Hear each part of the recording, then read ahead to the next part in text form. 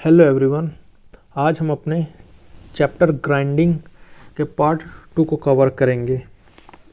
पिछली वीडियो में हमने क्वेश्चन नंबर 29 तक कर लिए थे। इस वीडियो में हम क्वेश्चन नंबर 30 से आगे बढ़ेंगे। हमारा टॉपिक 2 है इसमें का बॉन्ड तथा ग्रिट। इससे पहले का टॉपिक था हमारा ग्राइंडिंग एंड ग्राइंडिंग व्हील का क्लासिफिकेशन ऑफ ग्राइंडिंग का वर्गीकरण। इसको हमने पहले वीडियो में कर लिया है, पहले लेक्चर में इसके। अब दूसरे लेक्चर में हम इसका देखेंगे ग्रेन साइज एंड ग्रिट और बॉन्ड। तो टॉपिक 2 है बॉन्ड तथा ग्रिट, बॉन्ड एंड ग्रिट। यह है हमारा क्वेश्चन नंबर 30, बॉन्ड तथा ग्रिट।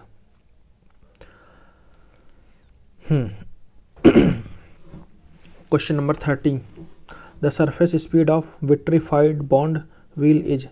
विट्रीफाइड बॉन्ड व्हील के सतह की गति है, यानी कि हमारे जो विट्रीफाइड बॉन्ड से हम जो ग्राइंडिंग व्हील बनाते हैं, हम उसको कितनी स्पीड पर उसको चला सकते हैं ऑपरेशन के समय। जब हम कोई मटेरियल को ग्राइंड करना होता है तो हम विट्रीफाइड बॉन्ड व्हील का जो व्हील यूज करते हैं, ग्राइंडिंग व्हील यूज करते हैं, जिससे विट्रीफाइड बॉन्ड से बनाया जाता है, उस व्हील से मैक्सिमम हम कितने स्पीड तक ग्राइंडिंग कर सकते हैं। तो इसका ऑप्शन ए है 1990 आरपीएम, ऑप्शन बी है 2090 आरपीएम, ऑप्शन सी है 1530 आरपीएम, ऑप्शन डी 2100 आरपीएम। तो इसका करेक्ट आंसर हो जाएगा ऑप्शन, इसका करेक्ट आंसर तो होता है 2000 RPM according to Balbir Singh. लेकिन अब इसमें हमारे इस क्वेश्चन के अकॉर्डिंग जो ऑप्शन करीब होगा 2000 आरपीएम के, हमारा वही करेक्ट आंसर होगा। तो ऑप्शन ए 1990 हमारा ज़्यादा करीब है 2000 के, तो हमारा option A 1990 RPM 1990 RPM correct answer हो जाएगा। जबकि ऑप्शन बी 2090 ये 2100 के करीब है, तो ये हमारा आंसर नहीं होगा। ऑप्शन सी 1530 आरपीएम, ये भी हमारा 200 से काफ़ी दूर है। ऑप्शन डी है 2100 आरपीएम, तो ये भी हमारा काफ़ी दूर है। तो हमारा करेक्ट आंसर हो जाएगा ऑप्शन ए 1990 आरपीएम। इसकी एक्सप्लेनेशन है इसमें, विट्रीफाइड बॉन्ड व्हील के सतह की गति बहुत अधिक 1990 आरपीएम रखी जाती है। इस प्रकार बॉन्ड फेल्सपार क्ले तथा क्वार्ट्ज प्रयोग किए जाते हैं। इनमें एब्रेसिव पदार्थ मिलाकर प्रेसों अधिक सहायता से आवश्यक आकृति प्रदान की जाती है। यानी बॉन्ड फेल्सपार एक मटेरियल होता है, फेल्सपार क्ले यानी एक लाल कलर की मिट्टी होती है, जिससे मतलब कि इस बॉन्ड को मैन्युफैक्चर किया जाता है। उसको हम गर्म करते हैं और फिर उसको एब्रेसिव ग्रेन्स के साथ मिला देते हैं, तो हमारा एक ग्राइंडिंग व्हील बन जाता है। लास्ट में हम प्रेस कर लेते हैं। मैं आपको विट्रीफाइड बॉन्ड को दिखाता हूँ, इसके डिटेल से देखते हैं। विट्रीफाइड बॉन्ड, कैमरा, ये है फिटिंग सिद्धांत बलबीर सिंह, इसमें हम ग्राइंडिंग देखते हैं। ये हमारा विट्रीफाइड बॉन्ड, ये है विट्रीफाइड बॉन्ड। तो ये देखिए विट्रीफाइड बॉन्ड, इस बॉन्ड वाले ग्राइंडिंग व्हील को एक विशेष प्रकार की मिट्टी को एब्रेसिव ग्रेन के साथ मिलाकर बनाया जाता है। ये हाईलाइटेड हिस्सा देखिए, इसको ठीक से पकड़ देता हूँ। हाँ, इस बॉन्ड वाले ग्राइंडिंग व्हील को एक विशेष प्रकार की मिट्टी को इंग्लिश में क्ले कहते हैं, वही ऑप्शन में था। मिट्टी को एब्रेसिव ग्रेन के साथ मिलाकर बनाया जाता है। लगभग 75% ग्राइंडिंग व्हील इस बॉन्ड वाले प्रयोग में लाए जाते हैं। मतलब जो मैक्सिमम हमको ग्राइंडिंग व्हील में जो ग्राइंडिंग व्हील बना मिलेगा, उसमें ज़्यादा 75% चांसेस हैं कि वो हमारा विट्रीफाइड बॉन्ड से बना होगा। फिर इसके देखते हैं, लगभग 75% ग्राइंडिंग व्हील इस बॉन्ड वाले प्रयोग में लाए जाते हैं, क्योंकि साधारण कार्यों के लिए इस बॉन्ड वाले व्हील का ही प्रयोग होता है। अब एक और इम्पॉर्टेंट लाइन देखिए, इस बॉन्ड से व्हील को अच्छी शक्ति मिलती है, जिससे यह अधिक धातु को काट सकता है। फिर इसके बाद ये मतलब सबसे मजबूत बॉन्ड हो जाएगा एक तरीके का। इस बॉन्ड के व्हील पर पानी, तेल या तेजाब का असर नहीं पड़ता, यानी कि चाहे वाटर हो, एसिड हो, ऑयल हो, किसी भी तरीके से, जैसे लुब्रिकेशन करते समय हम इन चीज़ों को यूज करते हैं, पानी, तेल का, और ये तेजाब कई हम लुब्रिकेंट जो होते हैं हमारे, तो उनमें लुब्रिकेंट नहीं, कूलेंट, कटिंग में कूलेंट यूज होता है। तो जो जितने भी कूलेंट होते हैं, जिसमें पानी भी यूज हो सकता है, तेल भी यूज हो सकता है, तेजाब भी यूज करते हैं, तो इस बॉन्ड जो विट्रीफाइड बॉन्ड से ग्राइंडिंग व्हील बना होगा, उस पर इन चीज़ों का कोई इफेक्ट नहीं होता है। इस बॉन्ड वाले व्हील की सरफेस स्पीड 2000 मीटर प्रति मिनट तक रखी जाती है। इस बॉन्ड को अंग्रेजी के अक्षर भी इंगित करती है। यही है ना हमारा क्वेश्चन का आंसर 2000, यानी इसके करीब हमारा बुक्स में था 1990 RPM। और इसका यूज है यहाँ देख लीजिए सभी साधारण कार्य के लिए और भारी कार्यों के लिए। ये हो गया हमारा विट्रीफाइड बॉन्ड। इस इतनी डिटेल काफ़ी है विट्रीफाइड बॉन्ड के लिए। अब अगला क्वेश्चन देखते हैं। क्वेश्चन ये हमारा क्वेश्चन नंबर 30 क्लियर हो गया होगा विट्रीफाइड बॉन्ड के रिलेटेड जो भी डिटेल्स थी। अब क्वेश्चन नंबर 31 देखते हैं। The structure of a grinding wheel are generally referred to as. Grinding पहिए व्हील की संरचना को समानता कहा जाता है। क्वेश्चन मैं आपको समझाता हूँ कि the structure of a grinding wheel are generally referred to as, मतलब कि अगर ग्राइंडिंग व्हील में अगर स्ट्रक्चर पूछा जाए तो स्ट्रक्चर का संबंध किससे होता है ग्राइंडिंग व्हील में।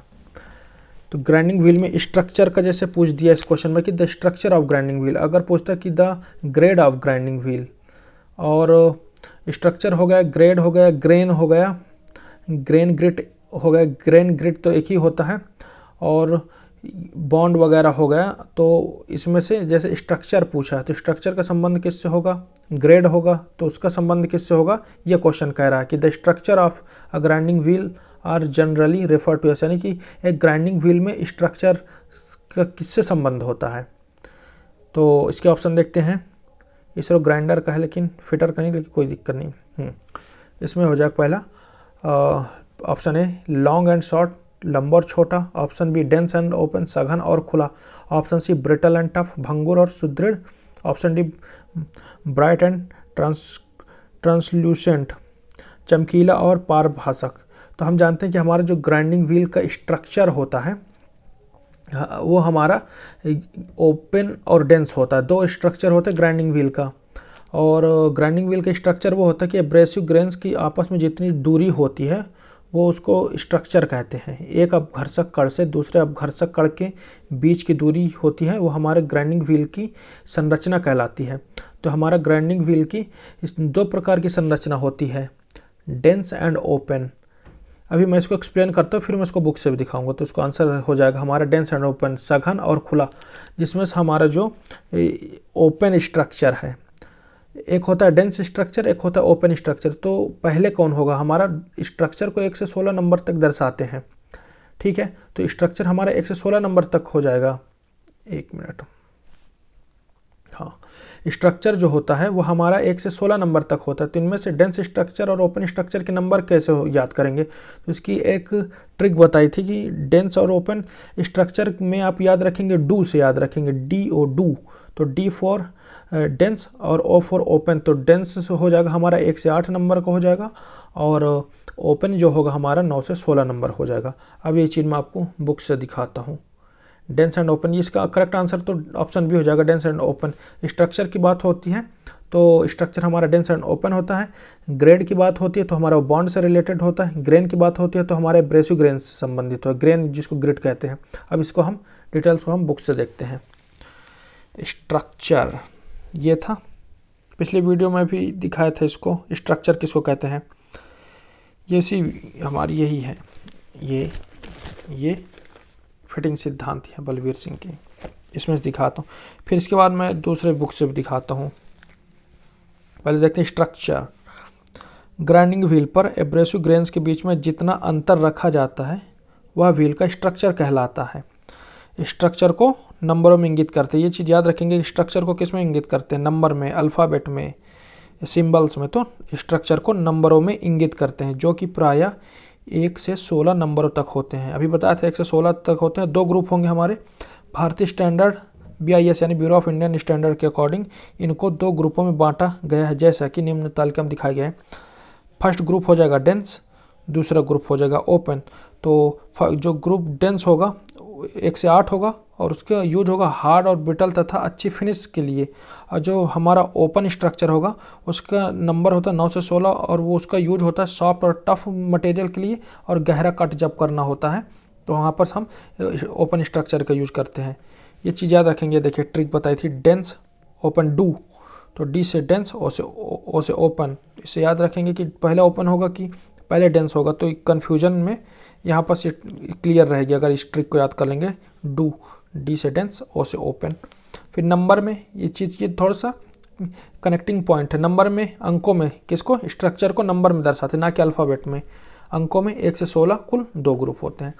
अभी जब अगला क्वेश्चन आएगा तो फिर मैं उसमें ये बता दूंगा कि इसका यूज कर, जब तक आप इसको देख के आराम से स्क्रीनशॉट ले सकते हैं, इसको एक्सप्लेन करूंगा आने वाले क्वेश्चन में, जहाँ पर स्ट्रक्चर का यूज बताया जाता है। और इसके अलावा एक और बुक है, उसमें बताता हूँ। ये है हमारी फिटर की एशियन पब्लिकेशन की। इससे भी मैं बताऊंगा आपको स्ट्रक्चर वगैरह के बारे में, अभी क्वेश्चन में आएगा। तो इस क्वेश्चन के लिए इतनी डिटेल सफिशिएंट है हमारे स्ट्रक्चर वगैरह की। अब हम नेक्स्ट क्वेश्चन देखते हैं। यही था हमारा क्वेश्चन नंबर 31।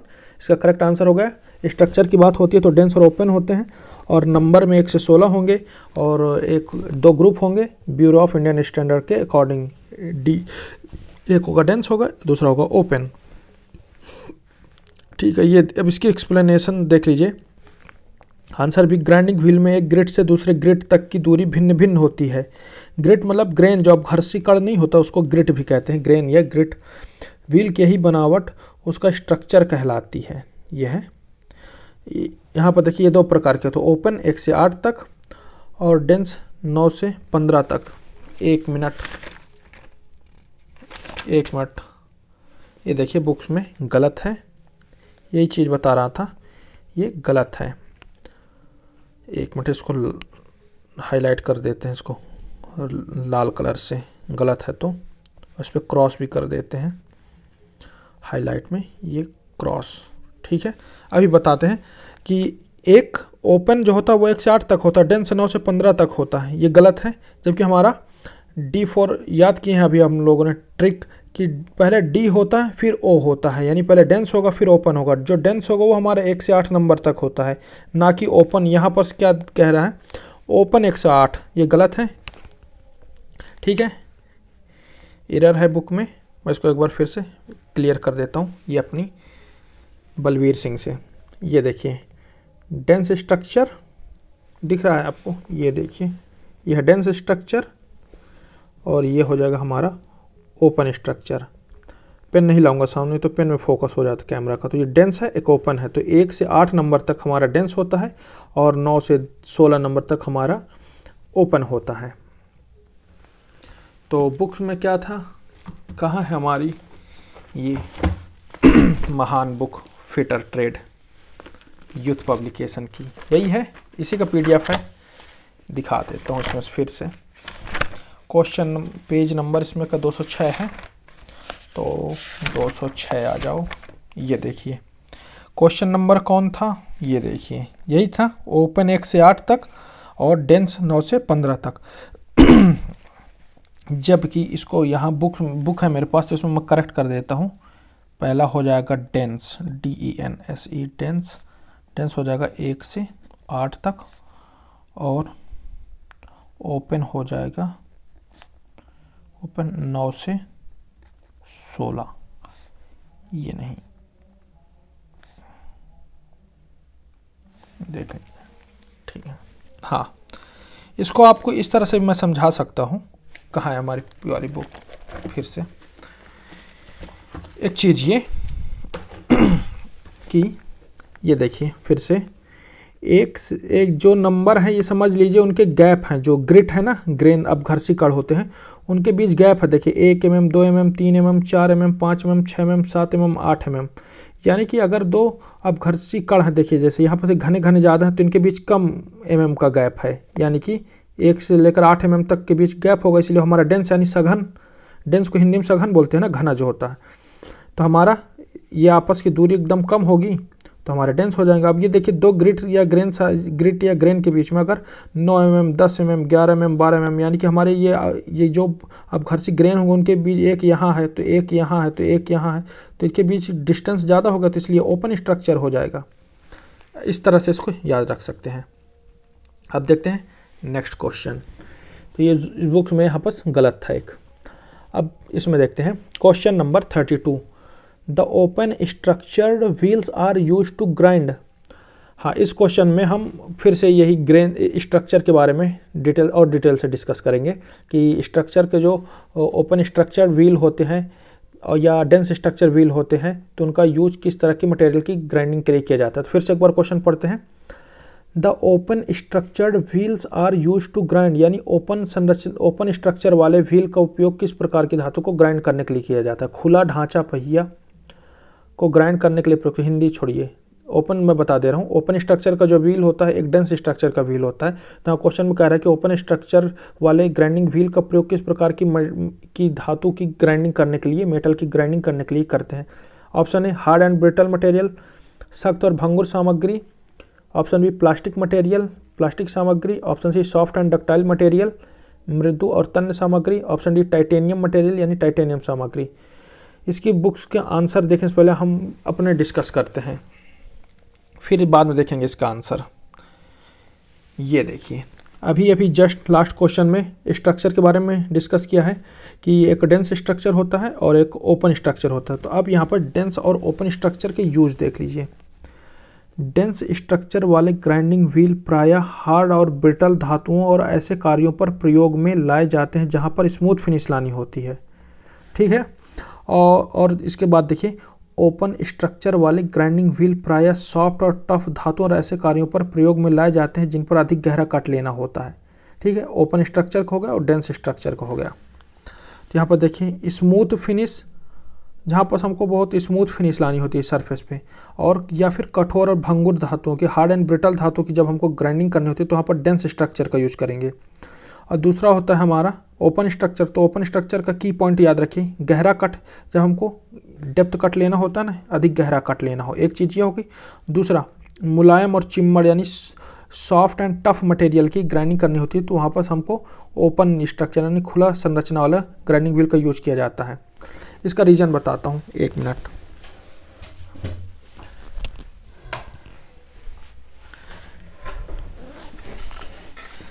कई वीडियो में बताया हूँ, इसका अब लाइट ज़्यादा सही है। तो इसका रीज़न होता है कि अगर हम हार्ड और ब्रिटल मटेरियल की ग्राइंडिंग करेंगे और उसका ओपन स्ट्रक्चर वाला होगा, ये देखिए, तो ग्राइंडिंग क्या है कि हार्ड और ब्रिटल मटेरियल की वजह से ये इनके जो एब्रेसिव ग्रेन्स है ये जल्दी टूट जाएंगे और ग्राइंडिंग या कटिंग नहीं हो पाएगी। इसीलिए हमको डेंस स्ट्रक्चर वाले ग्राइंडिंग व्हील का यूज करना पड़ता है। और मुलायम और चिम्मड़ और गहरा कट लेने के लिए हमको ओपन स्ट्रक्चर का यूज़ करना पड़ता है। इसको नहीं करेंगे क्योंकि गहरा कट नहीं ले पाएंगे, क्योंकि ये डेंस स्ट्रक्चर है तो ये कटिंग स्मूथली कटिंग करेगा, तो उतनी तेज़ी से कटिंग नहीं कर पाएगा, यानी कि गहरा कट लेने में इसको काफ़ी टाइम लग जाएगा, क्योंकि इसके एब्रेसिव ग्रेन्स जो है बहुत पास है, मतलब आराम से कटिंग करेंगे, स्मूथ कटिंग करेंगे। मतलब ये जो डेंस स्ट्रक्चर होता है ये तेज़ी से कटिंग करने के लिए नहीं होता, स्मूथ फिनिश के लिए होता है। जबकि जो मुलायम पदार्थ होंगे, सॉफ्ट एंड टफ मटेरियल होंगे, वो आसानी से कट जाएंगे, तो उनको काटने के लिए हमको बहुत ज़्यादा डेंस स्ट्रक्चर की जरूरत नहीं पड़ती। ओपन स्ट्रक्चर भी तेज़ी से उसकी कटिंग कर पाएंगे, ग्राइंडिंग कर पाएंगे। इसलिए स्मूथ फिनिश चाहिए या कठोर और भंगुर धातुओं की ग्राइंडिंग करना होता है तब वहाँ डेंस स्ट्रक्चर का यूज कर लेंगे।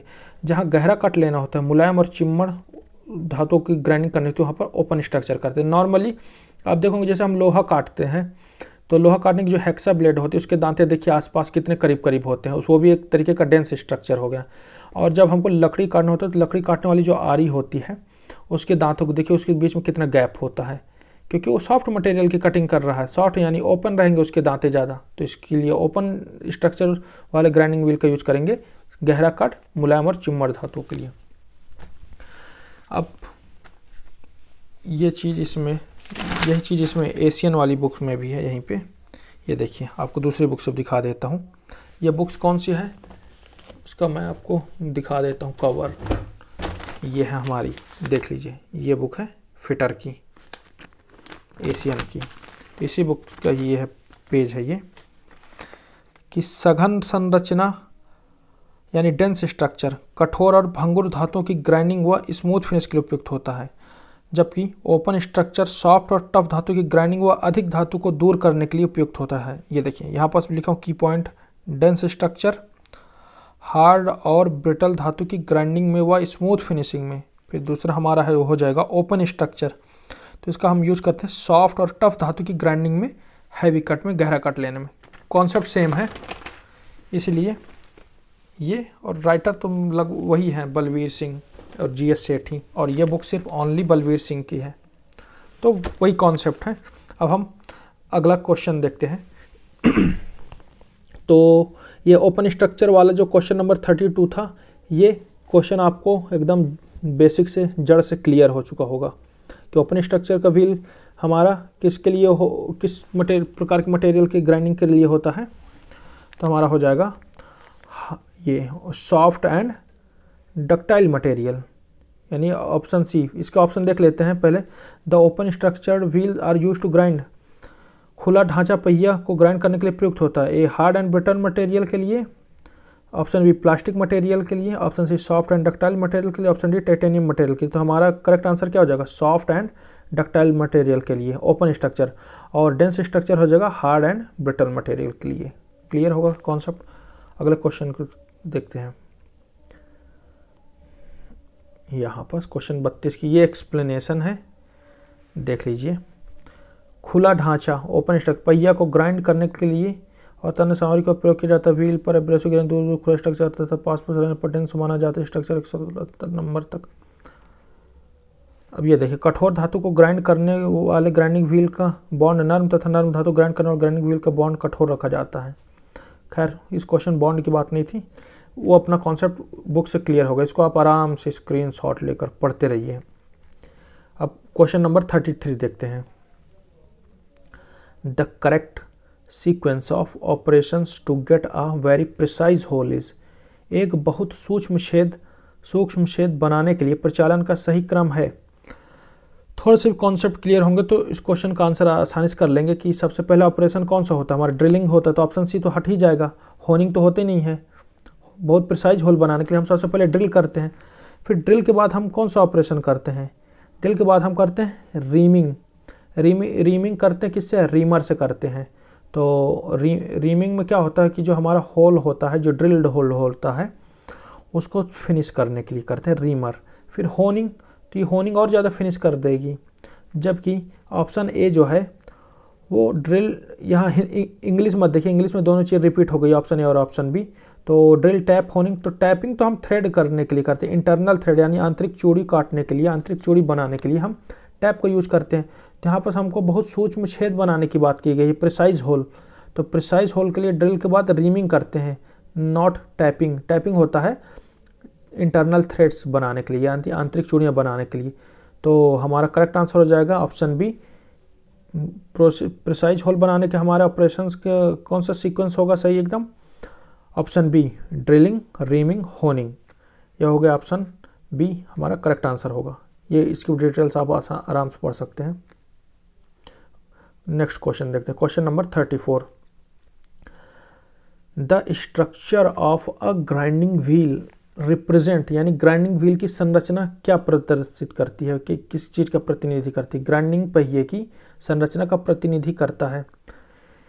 तो इसका ऑप्शन देख लेते हैं कि हमारे स्ट्रक्चर से क्या रिप्रेजेंट करता है। Option A, the relative spacing occupied by the abrasive and the bond, यानी अपघर्षी और बॉन्ड द्वारा घेरा अनुपातिक दूरी। इसको मैं हिंदी में बताता हूँ, पहले इंग्लिश बता। The relative spacing occupied by the abrasive and the bond, यानी कि अपघर्षी कण और दो अपघर्षी कणों के बीच में जो बॉन्ड के द्वारा जो छेकी गई जगह होती है, जहाँ पर जैसे एक एब्रेसिव से दूसरे एब्रेसिव के बीच जो दूरी होती है, उनके बीच में बॉन्ड कितना है, उससे ऑक्यूपाइड करके बताते हैं कि बॉन्ड कितना ऑक्यूपाइड किया है उसमें स्पेस। ऑप्शन बी है, represent the size of the abrasive particle, अपघर्षी कण के आकार का प्रतिनिधि करता है। यानी स्ट्रक्चर क्या होता है? स्ट्रक्चर हमारा एब्रेसिव पार्टिकल के आकार को दर्शाता है। यह था हमारा ऑप्शन बी। ऑप्शन सी देखते हैं, represent the bond used for the wheel, यानी कि स्ट्रक्चर हमारा पहिए में प्रयुक्त बॉन्ड को दर्शाता है। Option D, none of the above. तो structure of grinding wheel represent, structure का संबंध देखिए बॉन्ड जो है ना, यहाँ ऑप्शन सी सबसे पहले बता रहा हूँ कि represent the bond used for wheel. Bond जो भी बॉन्ड की बात होती है वो हमारे ग्रेड से संबंधित होता है, बॉन्ड हमारे ग्रेड से संबंधित होता है। और दूसरा देखते हैं, ऑप्शन बी देखिए, represent the size of abrasive particle, यानी अपघर्षी कण के आकार का प्रतिनिधि हमारा ग्रेन साइज करता है। तो हमारा ये भी नहीं होगा। हमारा बच गया option A, the relative spacing occupied by the abrasive and the bond, यानी कि हम स्ट्रक्चर को इस तरह से जानते हैं कि दो अपघर्षी कण जो होते हैं उनके बीच में कितना गैप है। पिछले क्वेश्चन में डिस्कस किया है कि दो अपघर्षी कणों यानी एब्रेसिव ग्रेन्स के बीच में गैप कितना है, वो हमारा स्ट्रक्चर कहलाता है। ज़्यादा गैप होगा तो हमारा ओपन स्ट्रक्चर हो जाएगा ग्राइंडिंग व्हील, और कम गैप होगा, कम स्पेस होगा तो हमारा डेंस स्ट्रक्चर ग्राइंडिंग व्हील होगा।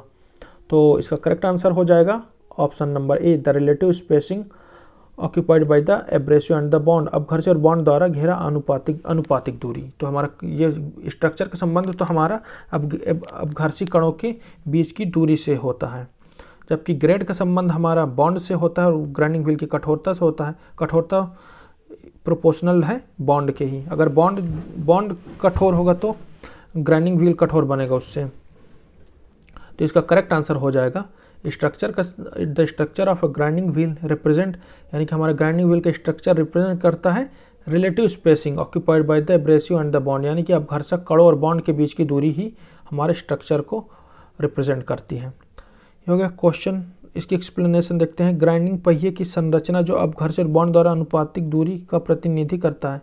संरचना दो प्रकार की होती है, सघन संरचना, खुला संरचना, यानी कि डेंस स्ट्रक्चर, ओपन स्ट्रक्चर। अब ठीक है, ये वाला क्वेश्चन क्लियर होगा। ये पूरा वही क्वेश्चन है जो हमारे स्ट्रक्चर से रिलेटेड है, जो कि पिछले के जितने भी क्वेश्चन थे। अब क्वेश्चन नंबर 35 देखते हैं। The term loading is associated with, loading शब्द खाली स्थान के साथ संबंधित है, यानी कि पूरे मैकेनिकल लाइन में हमारा जो है फिटर, मशीनिस्ट, टर्नर, ग्राइंडिंग वगैरह, तो इनमें हमारा जो लोडिंग टर्म होता है वो किससे संबंधित होता है। Option A drill bit, option B milling cutter, option C grinding wheel, option D broach. तो जो हमारा ग्राइंडिंग व्हील होता है उसी में हमारे दो दोष उत्पन्न होते हैं, एक होता है ग्लेजिंग और दूसरा होता है लोडिंग। तो हमारा करेक्ट आंसर हो जाएगा the term loading is associated with, loading शब्द किसका, लोडिंग और ग्लेजिंग भी होता, या लोडिंग हो या ग्लेजिंग हो तो उसका डायरेक्ट हमारा रिलेशन होता है ग्राइंडिंग व्हील से। और ये दोनों क्या है, ग्लेजिंग और लोडिंग, तो ये हमारे ग्राइंडिंग व्हील में आए हुए डिफेक्ट हैं, दोष हैं, जिनको हम किससे दूर करते हैं, ड्रेसर के माध्यम से। इसको भी मैं एक बार आपको दिखा देता हूँ, कहाँ है बुक में इसको। ये हमारे दोस्त, ये पिछली वीडियो में भी दिखाया है ऐसे ही बुक्स में, लेकिन इसमें भी दिखा देता हूँ, बार बार देखेंगे तो ज़्यादा याद रहेगा। ये देखिए, ग्राइंडिंग के संबंध में कुछ संकेत। ग्राइंडिंग व्हील के एब्रेसिव ग्रेन्स जब बॉन्ड की अपेक्षा, ये ग्लेजिंग दोस्त देखते हैं, ग्लेजिंग किसको कहते हैं, ग्राइंडिंग व्हील के एब्रेसिव ग्रेन्स यानी अपघर्षक कण जब बॉन्ड की अपेक्षा जल्दी घिस जाते हैं तो व्हील का फेस शीशे के समान चमकदार हो जाता है, इसे व्हील का ग्लेजिंग होना कहते हैं।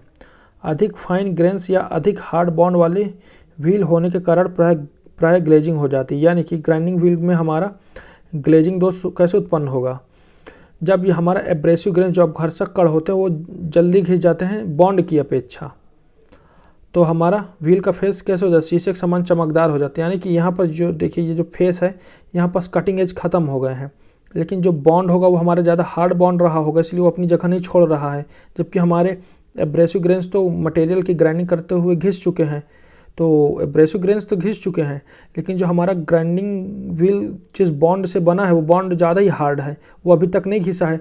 तो अब एब्रेसिव ग्रेन्स घिस गया तो कटिंग का काम, ग्राइंडिंग का काम तो ग्राइंडिंग व्हील में एब्रेसिव के ही द्वारा होता है। तो अब एब्रेसिव नहीं रहे, सिर्फ बॉन्ड बच गया, बॉन्ड तो कटिंग करता नहीं, तो एकदम शीशे के फेस के समान चमकदार हो जाता है। इसी को हम ग्लेजिंग डिफेक्ट कहते हैं, ग्लेजिंग दोष। रीज़न क्या होते हैं, hard bond, fine grains. Fine grains यानी कि जो हमारा 220 से 600 नंबर के अंतर्गत आते हैं, जिनके ग्रेन्स का जो अपघर्षी ग्रेन्स होते हैं उनका साइज बहुत ही बारीक होता है, तो बारीक होता है तो जल्दी घिस गए होंगे वो, और हार्ड बॉन्ड रहा होगा इसलिए नए ग्रेन्स को आने नहीं दे रहा है, हमारा हार्ड बॉन्ड अपनी जगह नहीं छोड़ रहा है। तो हार्ड बॉन्ड होगा और फाइन ग्रेन्स होगा तो हमारा ग्लेजिंग डिफेक्ट आएगा। सिमिलरली अब इसके बाद मैं लोडिंग डिफेक्ट भी एक्सप्लेन करता हूँ। इससे व्हील की काटने की क्षमता कम हो जाती है, इससे ड्रेसिंग करके ठीक किया जा सकता है। याद रखेंगे, ड्रेसिंग से ही हम ग्लेजिंग, लोडिंग और ट्रूइंग भी तीनों ही ऑपरेशन हम किसके माध्यम से करते हैं, ड्रेसिंग टूल के माध्यम से, यानी ड्रेसिंग करके। याद रखेंगे कि ग्लेजिंग हो या लोडिंग हो या ट्रूइंग हो, हमको तीनों काम करने के लिए हमारे पास एक ही टूल होता है ड्रेसिंग टूल। अब देखते हैं हमारा लोडिंग। ग्राइंडिंग करते समय व्हील के फेस पर धातु के कुछ कण फंस जाते हैं, इसे लोडिंग कहते हैं। लोडिंग का नॉर्मल ही मतलब होता है कि लोड हो जाना किसी चीज़ पे, किसी चीज़ का, तो एक चीज़ में दूसरी चीज़ फंस जाती है तो वो भी लोड हो गई। तो ग्राइंडिंग व्हील में लोडिंग हो जाना इसी को कहते हैं कि ग्राइंडिंग व्हील के फेस पर धातु के कुछ कण फंस जाते हैं, इसे लोडिंग कहते हैं। सिमिलरली ऐसे ही डिफेक्ट एक हमारा फाइल में होता है, रेती में होता है फाइल, जिसको हम पिनिंग ऑफ फाइल कहते हैं। तो पिनिंग ऑफ फाइल में भी हमारे धातु के जो कुछ पार्टिकल्स होते, कण होते हैं, वो हमारे फंस जाते हैं उनके फेस पर। तो ग्राइंडिंग करते समय व्हील के फेस पर धातु के कुछ कण फंस जाते हैं, इसे लोडिंग कहते हैं। रीज़न क्या होता है इसको देखते हैं। हार्ड बॉन्ड वाले व्हील से सॉफ्ट धातु की ग्राइंडिंग करते समय और कम स्पीड पर ग्राइंडिंग करते समय प्राय लोडिंग हो जाती है, इसे ड्रेसिंग करके ठीक किया जा सकता है। यहाँ पर एक चीज़ ध्यान रखेंगे कि जो हार्ड बॉन्ड है, this is our common factor for both defects, whether it is glazing और वेदर इट इज़ लोडिंग। तो हार्ड बॉन्ड ही होगा, मेन रीज़न होगा कि हार्ड बॉन्ड यूज करेंगे। इधर फाइन ग्रेन से इधर सॉफ्ट धातु की ग्राइंडिंग करने पे, सॉफ्ट धातु की ग्राइंडिंग करने पे क्या होता है कि हमारा जो मेटल होता है वो कट करके आसानी से कट जाता है सॉफ्ट मेटल। तो वो कट करके आसानी से अगर बॉन्ड हार्ड होगा तो वहाँ पर क्या होता है कि एब्रेसिव ग्रेन आने से पहले उस बॉन्ड में फंस जाएंगे, तो हमारा हो जाएगा लोडिंग हो जाएगा ग्राइंडिंग व्हील पे। यानी कि अपघर्षी कण जो होते हैं, एब्रेसिव ग्रेन्स होते हैं, इस दोष में भी एब्रेसिव ग्रेन्स हमारे सामने नहीं आएंगे, तो इस दोष में भी कटिंग करना बंद कर देगा, क्योंकि जो ग्राइंडिंग व्हील के जो फेस होगा, ये देखिए, वो काटना बंद कर देंगे, क्योंकि इनके बीच बीच में भर गए हैं हमारे पार्टिकल्स ऑफ मेटल, यानी धातु के कण हमारे भर गए हैं। तो धातु कण भर जाने से वो हमारा कटिंग करना बंद कर देगा, उसका फेस ना ब्लंट हो जाएगा एक तरीके का, उस पर कुछ कटिंग के लिए कुछ चीज़ बचेगा ही नहीं। तो दोनों ही दोष में, चाहे वो ग्लेजिंग हो या लोडिंग हो, दोनों ही दोष में हमारा ग्राइंडिंग व्हील कटिंग करना बंद कर देता है। बस इसमें याद रखेंगे एक की पॉइंट कि इसमें शीशे की तरह फेस चमकदार हो जाता है और इस पर धातु के कण फंस जाते हैं। दोनों ही दोष हमारे ड्रेसिंग करके ठीक किए जा सकते हैं और दोनों ही दोष में हमारा हार्ड बॉन्ड कॉमन फैक्टर है। इधर फाइन ग्रेन्स हो जाएगा, इधर सॉफ्ट धातु ग्राइंडिंग हो जाएगा। और एक ये कम स्पीड पर ग्राइंडिंग करते समय प्राय लोडिंग हो जाती है, ठीक है। तो इसको भी बताता हूँ कि अगर कोई ग्राइंडिंग व्हील जो धीरे धीरे घूम रहा है, तो इसका मतलब है कि धीरे धीरे कटिंग करते समय वो धातु के संपर्क में ज़्यादा देर तक रहेगा, देखिए। तो ज़्यादा देर तक अगर ये फेस अगर मेटल के कांटेक्ट में ज़्यादा देर तक रहेगा, तो उसके कण धीरे धीरे इसमें फेंकाने की बजाय उसी में घुसते जाएंगे। तो एक प्रायः ऑफन ये भी एक रीज़न होता है हमारा लोडिंग का। फिर ट्रूइंग है, ड्रेसिंग है, तो ये सब अगर क्वेश्चन आएगा तो उसके हिसाब से डिस्कस करेंगे। तो हमारा क्वेश्चन नंबर 35 तो क्लियर हो गया होगा कि लोडिंग और ग्लेजिंग किसको कहते हैं, और दोनों ही दोस्त हमारे ट्रूइंग से ड्रेसिंग से ठीक हो जाते हैं। उसके लिए हम कई प्रकार के ड्रेसर यूज़ करते हैं, जो कि किसी क्वेश्चन में डिस्कस करेंगे। अब देखते हैं, ये देखिए इसके यहाँ पर एक्सप्लेनेशन देखिए। आंसर सी, ग्राइंडिंग व्हील एक प्रकार का कटिंग टूल है जिसके असंख्य कटिंग एज होते हैं। याद रखेंगे असंख्य कटिंग एज, तो ये क्वेश्चन आ चुका है पिछले इसी के वीडियो में ग्राइंडिंग में। तो असंख्य कटिंग एज होती है, यही एक हमारे से कटिंग टूल होता है जिसके असंख्य कटिंग एज होते हैं। तब अब देखते हैं आगे। ग्राइंडिंग व्हील एब्रेसिव ग्रेन्स और बॉन्ड से मिलकर बनाए जाते हैं, ठीक है। हमारा ग्राइंडिंग व्हील का निर्माण दो तरीक़ों से होता है, दो चीज़ों को मिलान से होता है। हमको एक अपघर्षी कण चाहिए और उन अपघर्षी कणों को बांधने के लिए एक बॉन्ड चाहिए। यदि ग्राइंडिंग व्हील में जॉब के कटे हुए कण ग्राइंडिंग व्हील में भर जाते हैं, जिससे ग्राइंडिंग व्हील कटाई नहीं करते, इस दोष स्थिति को लोडिंग कहते हैं। ये करेक्ट है, लोडिंग था। और ग्लेजिंग वो होता है जिसमें शीशे की तरह फेस चमकदार हो जाता है। अब क्वेश्चन नंबर 36 देखते हैं। जब हरित पहिए के साथ अपघर्षण किया जाता है तो इनमें से किस शीतक द्रव्य के रूप में प्रयोग करना चाहिए। यानी कि इसका कहने का मतलब है कि जब हम डायमंड व्हील से ग्राइंडिंग करते हैं तो हमको वहाँ पर किस प्रकार के कूलेंट का यूज़ करना चाहिए। तो ऑप्शन ए जल, option B paraffin, option C जल के साथ समान मात्रा में पैराफिन, ऑप्शन डी घुलनशील। तो इसका हो जाएगा ऑप्शन सी, जल के साथ समान मात्रा में पैराफिन का यूज़ करना चाहिए। इसकी कुछ खास एक्सप्लेनेशन नहीं है। अगर क्वेश्चन में मेरे को कहीं मिलेगा इसके डिटेल्स की grinding wheel and coolant used in grinding wheel operation, यानी कि जब ग्राइंडिंग करते हैं तो उस समय हमको कौन कौन से कूलेंट यूज करते हैं, वो चीज़ मेरे सामने आएगी तो उस चीज़ को मैं अभी बता दूंगा जब आएगी। तो अब इतना याद रखिए कि डायमंड व्हील से ग्राइंडिंग करते समय हमें जल के साथ समान मात्रा में पैराफिन का यूज करते हैं। ये डिटेल्स आप स्क्रीनशॉट लेकर के आराम से पढ़ सकते हैं। Question number 37। तो क्वेश्चन नंबर 37 देखते हैं। The dash structured wheels are used for grinding brittle materials. भंगुर सामग्री की ग्राइंडिंग के लिए खाली स्थान ढांचा प्रयुक्त होता है। यानी कि ये फिर से हमारा स्ट्रक्चर वाला ही क्वेश्चन था, जहां हमने डिस्कस किया था कि डेंस स्ट्रक्चर होता है, ओपन स्ट्रक्चर होता है। इसको हमने काफ़ी डिटेल्स में, पहले ही क्वेश्चन था, आप उसको वहाँ जाकर देख सकते हैं, लेकिन इसको मैं एक बार फिर से एक्सप्लेन कर दूंगा कि हमारा भंगुर सामग्री की ग्राइंडिंग के लिए खाली स्थान ढांचा प्रयुक्त होता है। यानी कि किस स्ट्रक्चर वाले ग्राइंडिंग व्हील का प्रयोग हम ब्रिटल मटेरियल की ग्राइंडिंग के लिए करते हैं। ब्रिटल मटेरियल की ग्राइंडिंग होता है, हार्ड एंड ब्रिटल मटेरियल की ग्राइंडिंग के लिए एक व्हील का यूज करते हैं, और दूसरा होता है सॉफ्ट एंड टफ मटेरियल की ग्राइंडिंग के लिए भी एक व्हील का यूज करते हैं। हमारे दो टाइप के व्हील होंगे स्ट्रक्चर के आधार पर, बेस्ड ऑन स्ट्रक्चर। एक हो जाता है हमारा डेंस स्ट्रक्चर व्हील और एक हो जाता है हमारा ओपन स्ट्रक्चर व्हील। तो डेंस स्ट्रक्चर व्हील जो होता है उसका यूज हम करते हैं हार्ड एंड ब्रिटल मटेरियल के लिए, और ओपन स्ट्रक्चर व्हील होता है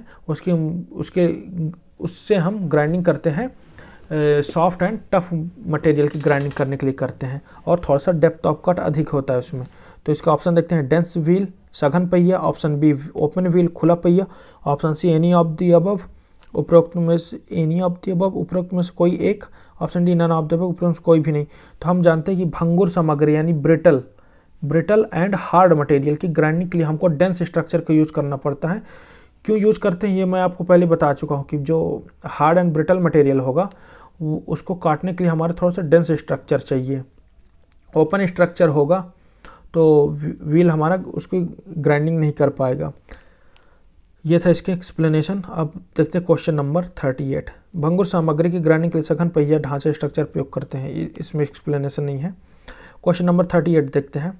the amount of material removed is greater इन। निकाली गई सामग्री की राशि खाली स्थान में ज़्यादा होती है। यानी कि जो ऑपरेशन नीचे दिए हुए हैं, option A drilling, option B reaming, option C honing, option D lapping, इनमें से जब हम ये सारे ऑपरेशन करते हैं, इनमें से ये ड्रिलिंग करना हो या रीमिंग करना हो या होनिंग करना हो या लैपिंग करना हो, तो इनमें से सबसे ज़्यादा जो चिप्स होता है, पार्टिकल्स होता है, तो उनमें से किससे ज़्यादा रिमूव्ड मटेरियल सबसे ज़्यादा कौन से ऑपरेशन में होता है?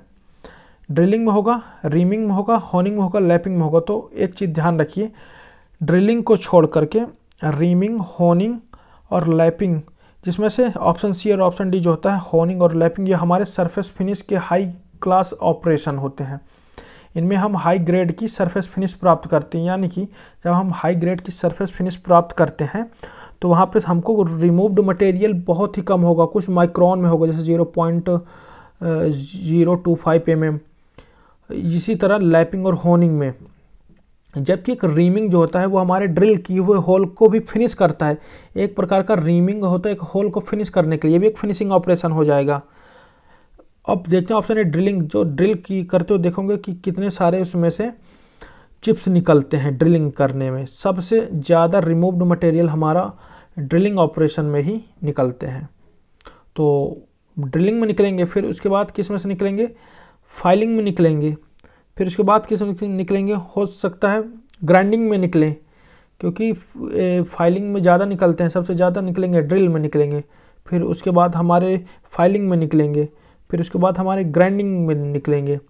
हालांकि ग्राइंडिंग भी एक सरफेस फिनिश ऑपरेशन ही है, क्योंकि इसकी द्वारा हम 0.025 यानी मैं बताता हूँ, ये भी एक सरफेस फिनिश ऑपरेशन है। इसमें से हमारा जो, एक मिनट देख के बताता हूँ इसमें से कि इसमें कितनी एक्यूरेसी तक मतलब कि सरफेस फिनिश पाई जा सकती है। मेरे को जहाँ तक याद है कि N4 जो ग्रेड होता है हमारे सरफेस फिनिश का, तो N4 ग्रेड होता है, वहाँ तक हम सरफेस फिनिश पा सकते हैं, और 0.0025 mm तक की जो सरफेस का फिनिशिंग है उसको पा सकते हैं। हाँ देखिए, ये था यहाँ पर, ये है काम की चीज़। यहाँ पे 0.0025 mm और N4 तक सरफेस फिनिश प्राप्त की जा सकती है। सिलेंड्रिकल ग्राइंडिंग, हालांकि ग्राइंडिंग ऑपरेशन ही है तो हम उसको ग्राइंडिंग में ही मानेंगे।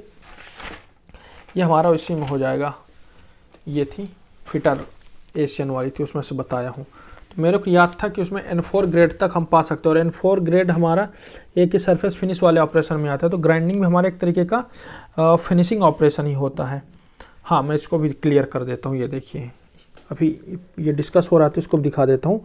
ग्राइंडिंग यह एक फिनिशिंग ऑपरेशन है जिसके द्वारा फालतू धातु को हटाकर किसी आकार को आवश्यक सूक्ष्मता और परिशुद्धता में बनाया जाता है। ठीक है, सूक्ष्मता और परिशुद्धता। तो हमारा जो था ये ऑपरेशन था ग्राइंडिंग जो हो गया, वो भी हमारा एक प्रकार का फिनिशिंग ऑपरेशन हो गया। तो हमारा ध्यान रखेंगे जो क्वेश्चन नंबर 38 है, इसका करेक्ट आंसर हो जाएगा ड्रिलिंग, क्योंकि ड्रिलिंग में ही सबसे ज़्यादा रिमूव्ड मटेरियल निकलती है। देखते हैं यहाँ एक्सप्लेनेशन। कारखंड से ड्रिलिंग ऑपरेशन में सबसे अधिक सामग्री काटकर निकाली जाती है। रीमिंग, होनिंग तथा लैपिंग की अपेक्षा अधिक धातु निकलता है। ड्रिलिंग में किसी कारखंड पर प्रारंभिक छेद बनाया जाता है। रीमिंग के द्वारा होल को परिशुद्ध करते हैं, यानी होल को फिनिश करते हैं। अभी एक क्वेश्चन ऊपर था कि कौन सा परिशुद्ध प्रिसाइज होल को प्राप्त करने के लिए कौन सा ऑपरेशन का क्रम होता है, यहाँ था, दिखाता हूँ। ये था ना हमारा क्वेश्चन नंबर 33। ये देखिए, प्रिसाइज होल के लिए हमारा क्या था कि हम पहले ड्रिलिंग करते हैं फिर रीमिंग करते हैं। तो हमारा ये यहाँ पर क्वेश्चन नंबर था 38। तो रीमिंग, होनिंग तथा लैपिंग ये एक तरीके का प्रिसाइज ऑपरेशन है। तो रीमिंग, होनिंग तथा लैपिंग की अपेक्षा अधिक धातु निकलता है। ड्रिलिंग में किसी कारखंड पर प्रारंभिक छेद बनाया जाता है। रीमिंग के द्वारा होल को परिशुद्ध करते हैं। लैपिंग के द्वारा शीशे जैसे चमक लाते हैं या शुद्ध रूप से परिशुद्ध करते हैं। इसमें कम मात्रा में सामग्री निकलती है। हमारा जो होता है सबसे हाई ग्रेड का ऑपरेशन होता है लैपिंग होता है। ये हम सरफेस फिनिश वाला जब चैप्टर डिस्कस करेंगे तो वहाँ पर हम सरफेस फिनिश के भी डिटेल्स में देखेंगे सारी बुक्स से। अब क्वेश्चन नंबर 39 देखते हैं। The grid size of 600 indicates it can be used for. Grid आकार 600 सूचित करता है कि उसे खाली स्थान के लिए प्रयुक्त किया जाता है। Option A coarse grinding, option B medium grinding, option C fine grinding, option D very fine grinding. यानी कि स्थूल ग्राइंडिंग, मध्यम ग्राइंडिंग, महीन ग्राइंडिंग, बहुत महीन ग्राइंडिंग। तो स्टार्टिंग के लेक्चर में मैंने बताया था इसी के ग्राइंडिंग के कि जो हमारा ग्रिड साइज या ग्रेन साइज जो होता है वो हमारा पहली चीज़ वो हमारा नंबरों में होता है, जबकि ग्रेड हमारा अल्फ़ाबेट में होता है। तो जो ग्रिड साइज या ग्रेन साइज होता है वो हमारा नंबर्स में होता है। और ये नंबर्स जितने ज़्यादा बढ़ते जाएंगे उतना ही ज़्यादा हमारा जो ग्राइंडिंग की जो ऑपरेशन होता है वो बहुत फाइन ग्राइंडिंग होता है। तो हमारा जो ग्रिड साइज है ये हमारे ग्रिड साइज या ग्रेन साइज के हमारे 4 ग्रुप होते हैं। पहला होता है हमारा कोर्स ग्रेड, दूसरा होता है मीडियम, तीसरा होता है फाइन, चौथा हो जाएगा हमारा वेरी फाइन। तो पहले 10 से 20 हो जाएगा। फिर इसके जो लास्ट वाला है वो होता है 220 से 600। और फिर दूसरा हो जाएगा 30 से 80, 1 मिनट, 30 से 60 होता है। फिर चौथा हो जाएगा हमारा 80 से 180 और लास्ट वाला होता है हमारा 220 से 600। इसको मैं दिखाता हूँ कि हमारा पहला हो जाएगा 10 से 24, 30 से 60, 80 से 180 और 220 से 600। ये हमारा हो जाते हैं ग्रेन साइज। ये देखिए प्रति वर्ग इंच में छिद्रों की संख्या, यही होती है हमारी ग्रेन साइज। तो ये था हमारा इसमें का ये ग्रेन साइज का वीडियो, ठीक, वीडियो नहीं फोटो। तो ये हो गया हमारा ग्रिट आकार। ग्रिट आकार 600। करेक्ट आंसर क्या हो जाएगा हमारा वेरी फाइन ग्राइंडिंग। 1 मिनट, इसको फिर से दूसरे में से दिखाता हूँ। उसमें से यहाँ पर जो हमारी बेसिक बुक है इसमें से ये देखिए ये है। तो वेरी फाइन कहाँ पर है वेरी फाइन? ये है वेरी फाइन 220 से 600। ठीक से लिखा होना चाहिए 220, तो 220 से 600 ये हो गया। कोर्स 10 से 24, मीडियम 30 से 60, फाइन 80 से 180, वेरी फाइन 220 से 600 होता है। यहाँ पर ये भी बताया था आपको, नंबर बड़ा तो ग्रेन का साइज उतना ही छोटा, यानी वेरी फाइन होते जाएगा प्रति वर्ग इंच में ग्रेन साइज। तो ये हमारा हो गया ये ग्रिट आकार 600 सूचित करता है। ये क्वेश्चन नंबर 39 अब आपसे बन जाना चाहिए। फिर से मैं पढ़ता हूँ। The grid size of 600 indicates it can be use for. Grid आकार 600 सूचित करता है कि उसे खाली स्थान के लिए प्रयुक्त किया जाता है। Option A coarse grinding, option B medium grinding, option C fine grinding, option D very fine grinding. तो हमारा करेक्ट आंसर हो जाएगा वेरी फाइन ग्राइंडिंग, क्योंकि जितना नंबर बढ़ा उतनी ही उसकी फाइन उतना ही ज़्यादा होता जाएगा। ये देखिए आंसर डी, ग्राइंडिंग व्हील के ग्रिड साइज का नंबरों द्वारा व्यक्त करते हैं, जो 10 से लेकर 600 तक होता है। 10 नंबर का अर्थ है कि व्हील में ग्रिड आकार सबसे बड़ा होता है, तथा 600 का अर्थ है कि व्हील में ग्रिड सबसे छोटा होता है। ठीक है, नंबर बड़ा तो उसका ग्रेन या ग्रिड साइज छोटा होते जाता है, लेकिन एक्यूरेसी और फाइन और वेरी फाइन होते जाता है। इसको आप स्क्रीनशॉट लेकर आराम से पढ़ सकते हैं, क्योंकि मैं मेन बुक से दिखा चुका हूँ आपको। अब क्वेश्चन नंबर 40, घिसाई पहिए में दरारों का पता लगाने के लिए अपनाई जाने वाली जांच है। तो ऑप्शन ए एक्सरे जांच, ऑप्शन बी रिंगिंग जांच, ऑप्शन सी साबुन पानी जांच, ऑप्शन डी कठोरता जांच। तो इसका करेक्ट आंसर हो जाएगा हमारा एक्सरे जांच। दरारों के यानी क्रैक्स का पता लगाने के लिए अपनाई जाने वाली जांच है, जो जांच एक सॉलिड जांच है जिससे हमको 100% रिजल्ट आता है, हमारी एक्सरे होती है। हालांकि रिंगिंग से भी हम पता कर लेते हैं कि व्हील क्रैक है कि नहीं, लेकिन एक अनुमान होता है। रिंगिंग में क्या करते हैं हम, एक मैलेट से, यानी जो हमारा हथौड़ा होता है शीट मेटल वर्क में यूज करते हैं मैलेट, तो उसको हम ग्राइंडिंग व्हील को धागे से बांध करके उसको लटकाते हुए उस पर हम चोट करते हैं, हल्की चोट। तो अगर वो टिन टिन की आवाज़ करेगा तो हमारा ग्राइंडिंग व्हील क्रैक नहीं है, अगर वो डल आवाज़ करेगा तो अंदर से क्रैक हो सकता है। तो हमारी रिंगिंग जांच भी होती है दरारों को पता लगाने के लिए, लेकिन जहाँ पर ऑप्शन हो एक्सरे जांच, तो एक्सरे जांच हमारा ज़्यादा सही आंसर होता है। तो हमारा एक्सरे जांच करेक्ट आंसर हो जाएगा क्वेश्चन नंबर 40 का। एक्सप्लेनेशन आराम से पढ़ सकते हैं, देखिए स्क्रीनशॉट लेकर के। बाकी ये बुक्स तो इंटरनेट पे अवेलेबल है आसानी से। क्वेश्चन नंबर 41, फ्लैंज कपलिंग का व्यापक रूप से प्रयोग खाली स्थान पर हैवी पावर ट्रांसमिशन के लिए किया जाता है। तो 41 का करेक्ट आंसर डी हो जाएगा, निम्न गति। इसको हम पावर ट्रांसमिशन एक चैप्टर है फिटर का, तो उसमें जब आएगा तब इस क्वेश्चन को डिटेल्स में डिस्कस करेंगे, कपलिंग वगैरह। अब देखते हैं question number 42, if the grid size of a grinding wheel is large it indicates. यदि ग्राइंडिंग पहिए की ग्रिड का आकार बड़ा है तो यह सूचित करता है, यानी कि ग्रिड का आकार बड़ा है तो आकार बड़ा होने से मतलब है कि नंबर में बड़ा होगा। तो अगर ग्रिड का आकार बड़ा है यानी ग्रिड का नंबर बड़ा है, तो यह सूचित करता है कि क्या होगा। वो हम लोग इसको अभी देखे थे कि जितना नंबर इसका बढ़ता जाएगा वो उतना ही फाइन होता जाता है, छोटा होता जाता है, स्मूथ होता जाता है। तो ऑप्शन है the abrasive grain size is large, यानी अब घर्षी ग्रेन बड़ा है, यानी नंबर बड़ा तो अब घर्षी ग्रेन बड़ा नहीं, उल्टा होता है। अब देखते हैं option B the abrasive grain size is small, अब घर्षी ग्रेन आकार छोटा। हमारा ये करेक्ट आंसर हो जाएगा कि ग्राइंडिंग पहिए की ग्रिड का आकार बड़ा है। ग्रिड मतलब जो उसके ग्रेन साइज का जो नंबर में होता है, अगर वो नंबर बड़ा कह रहा है क्वेश्चन के अकॉर्डिंग कि अगर ग्राइंडिंग पहिए की ग्रिड का आकार बड़ा है यानी कि नंबर बड़ा है, जैसा भी पिछला क्वेश्चन था कि 600 क्या सूचित करता है, तो हमारा 600 नंबर बड़ा था तो हमारा एब्रेसिव ग्रेन छोटा होता जाता है। जैसे कि 4 ग्रेड होते हैं, ऐसे इसमें से होता है, ये पहला ग्रेड होता है जो हमारा कोर्स होता है, ग्रेड साइज होता है, जैसे कोर्स होता है, फिर मीडियम, फाइन, वेरी फाइन। तो कोर्स होता है 10 से 24, मीडियम हो जाएगा 30 से 60, और फिर इसके बाद हो जाता है फाइन तो 80 से 180, और वेरी फाइन हो जाता है 220 से 600। तो इसमें से जितना नंबर बढ़ता जाता है वो हमारा वेरी फाइन होता जाता है। तो ऑप्शन बी इसका करेक्ट आंसर हो जाएगा। Option C has no relation to abrasive grain size, incorrect answer.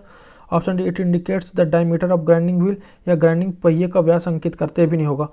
हमारा जो ग्राइंडिंग व्हील का अगर ग्रिड का आकार बड़ा है तो अब घर्षी ग्रेन साइज छोटा होता जाएगा, और अगर अब abrasive grain size is large, यानी एब्रेसिव ग्रेन का साइज लार्ज है तो उसका नंबर हमारा छोटा होता जाएगा। ये थोड़ा सा इन्वर्सली चलता है। आप जब भी क्वेश्चन में ऐसे ही पूछ सकता है कि the abrasive grain size is small, अब घर्षी ग्रेन आकार छोटा है तो ग्रिड साइज क्या होगा, तो ग्रिड साइज हमारा बड़ा हो जाएगा। ये इसके देखते हैं क्वेश्चन नंबर, यहाँ इसकी एक्सप्लेनेशन देखते हैं। आंसर बी, यदि ग्राइंडिंग पहिए की ग्रिड का आकार बड़ा है तो यह सूचित करता है कि अब घर्षी ग्रेन का आकार छोटा होता है। ये देखिए आंसर बी है ना। तो यदि ग्राइंडिंग पहिए की ग्रिड का आकार बड़ा है तो यह सूचित करता है कि अब घर्षी ग्रेन का आकार छोटा होता है। कणों की साइज या ग्रेन साइज को ग्रिड कहते हैं, जो पहिए की ग्राइंडिंग क्षमता तथा कारखंड की सतह ग्रेन साइज को प्रभावित करती है।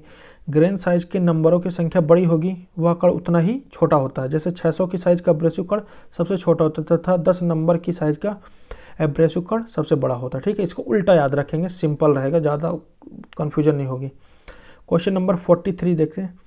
The grade of a grinding wheel refers to, यानी कि ग्राइंडिंग व्हील में ग्रेड किसको रेफर करता है? हम क्या समझते हैं ग्रेड से? ग्राइंडिंग व्हील में ग्रेड का हमको क्या समझ में आता है? जैसे ग्राइंडिंग व्हील में हमको स्ट्रक्चर से क्या हमको पता चलता है? तो एक होता है ग्राइंडिंग व्हील में स्ट्रक्चर होता है, एक होता है हमारा ग्राइंडिंग व्हील का ग्रेड होता है। तो ग्रेड ही स्ट्रक्चर होता है, सॉरी, तो ग्रेड से ही स्ट्रक्चर पता चलता है। हाँ, एक होता है हमारा ग्राइंडिंग व्हील का ग्रेन साइज। तो इसका ऑप्शन ए होता है the hardness of the abrasive grains, यानी अपघर्षी ग्रेन्स की कठोरता। Option B the hardness with which the wheel holds the grains in place, कठोरता जिससे पहिए ग्रेन्स को स्थान में रखता है। Option C refers to the type of abrasive material used. Option D none of the above. तो फिर से क्वेश्चन समझाता हूँ आपको। The grade of A grinding wheel refers, यानी ग्राइंडिंग पहिए में ग्रेड किसको संदर्भ करता है? ग्रेड से हम क्या समझते हैं? तो the hardness of the abrasive grains, यानी कि अपघर्षी ग्रेन्स की कठोरता। Option B the hardness with which the wheel holds the grains in place, यानी कठोरता जिससे पहिए ग्रेन्स को स्थान में रखता है। और option C refers to the type of abrasive material used, यानी किस प्रकार का अपघर्षी पदार्थ यूज हुआ है वो हमारा ग्रेड को दर्शाता है। तो इसका करेक्ट आंसर हो जाना चाहिए हमारा the hardness with which the wheel holds the grains in place, यानी कि कठोरता जिससे पहिया ग्रेन्स को स्थान में रखते हैं, यानी कि जो हमारे ग्राइंडिंग पहिए की कठोरता होती है उसी का संबंध हमारा ग्राइंडिंग व्हील के ग्रेड से होता है। यानी पहिए की कठोरता, ग्राइंडिंग व्हील का ग्रेड। तो कठोरता कैसे आएगी पहिए की? वो हमारा डिपेंड करता है बॉन्ड को, कि बॉन्ड कितनी मजबूती से हमारे अब एब्रेसिव ग्रेन्स को, अपघर्षी कण को पकड़ कर रखता है, वही हमारी ग्रेड होती है। ग्राइंडिंग व्हील की ग्रेड का डायरेक्ट रिलेशन उसके बॉन्ड से होता है कि बॉन्ड अपघर्षी कणों को कितनी मजबूती से पकड़े हुए हैं। अब इसको भी मैं आपको बुक से दिखा देता हूँ। ग्रेड, ये देखिए, जितनी शक्ति से बॉन्ड एब्रेसिव ग्रेन्स को पकड़ता या जोड़ता है उसे व्हील की हार्डनेस या ग्रेड कहते हैं।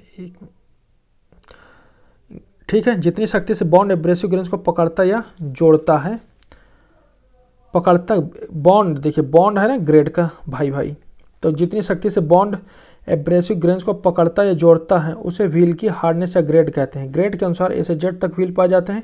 ए ग्रेड वाला व्हील सॉफ्ट और जेड वो ग्रेड वाला व्हील हार्ड होता है।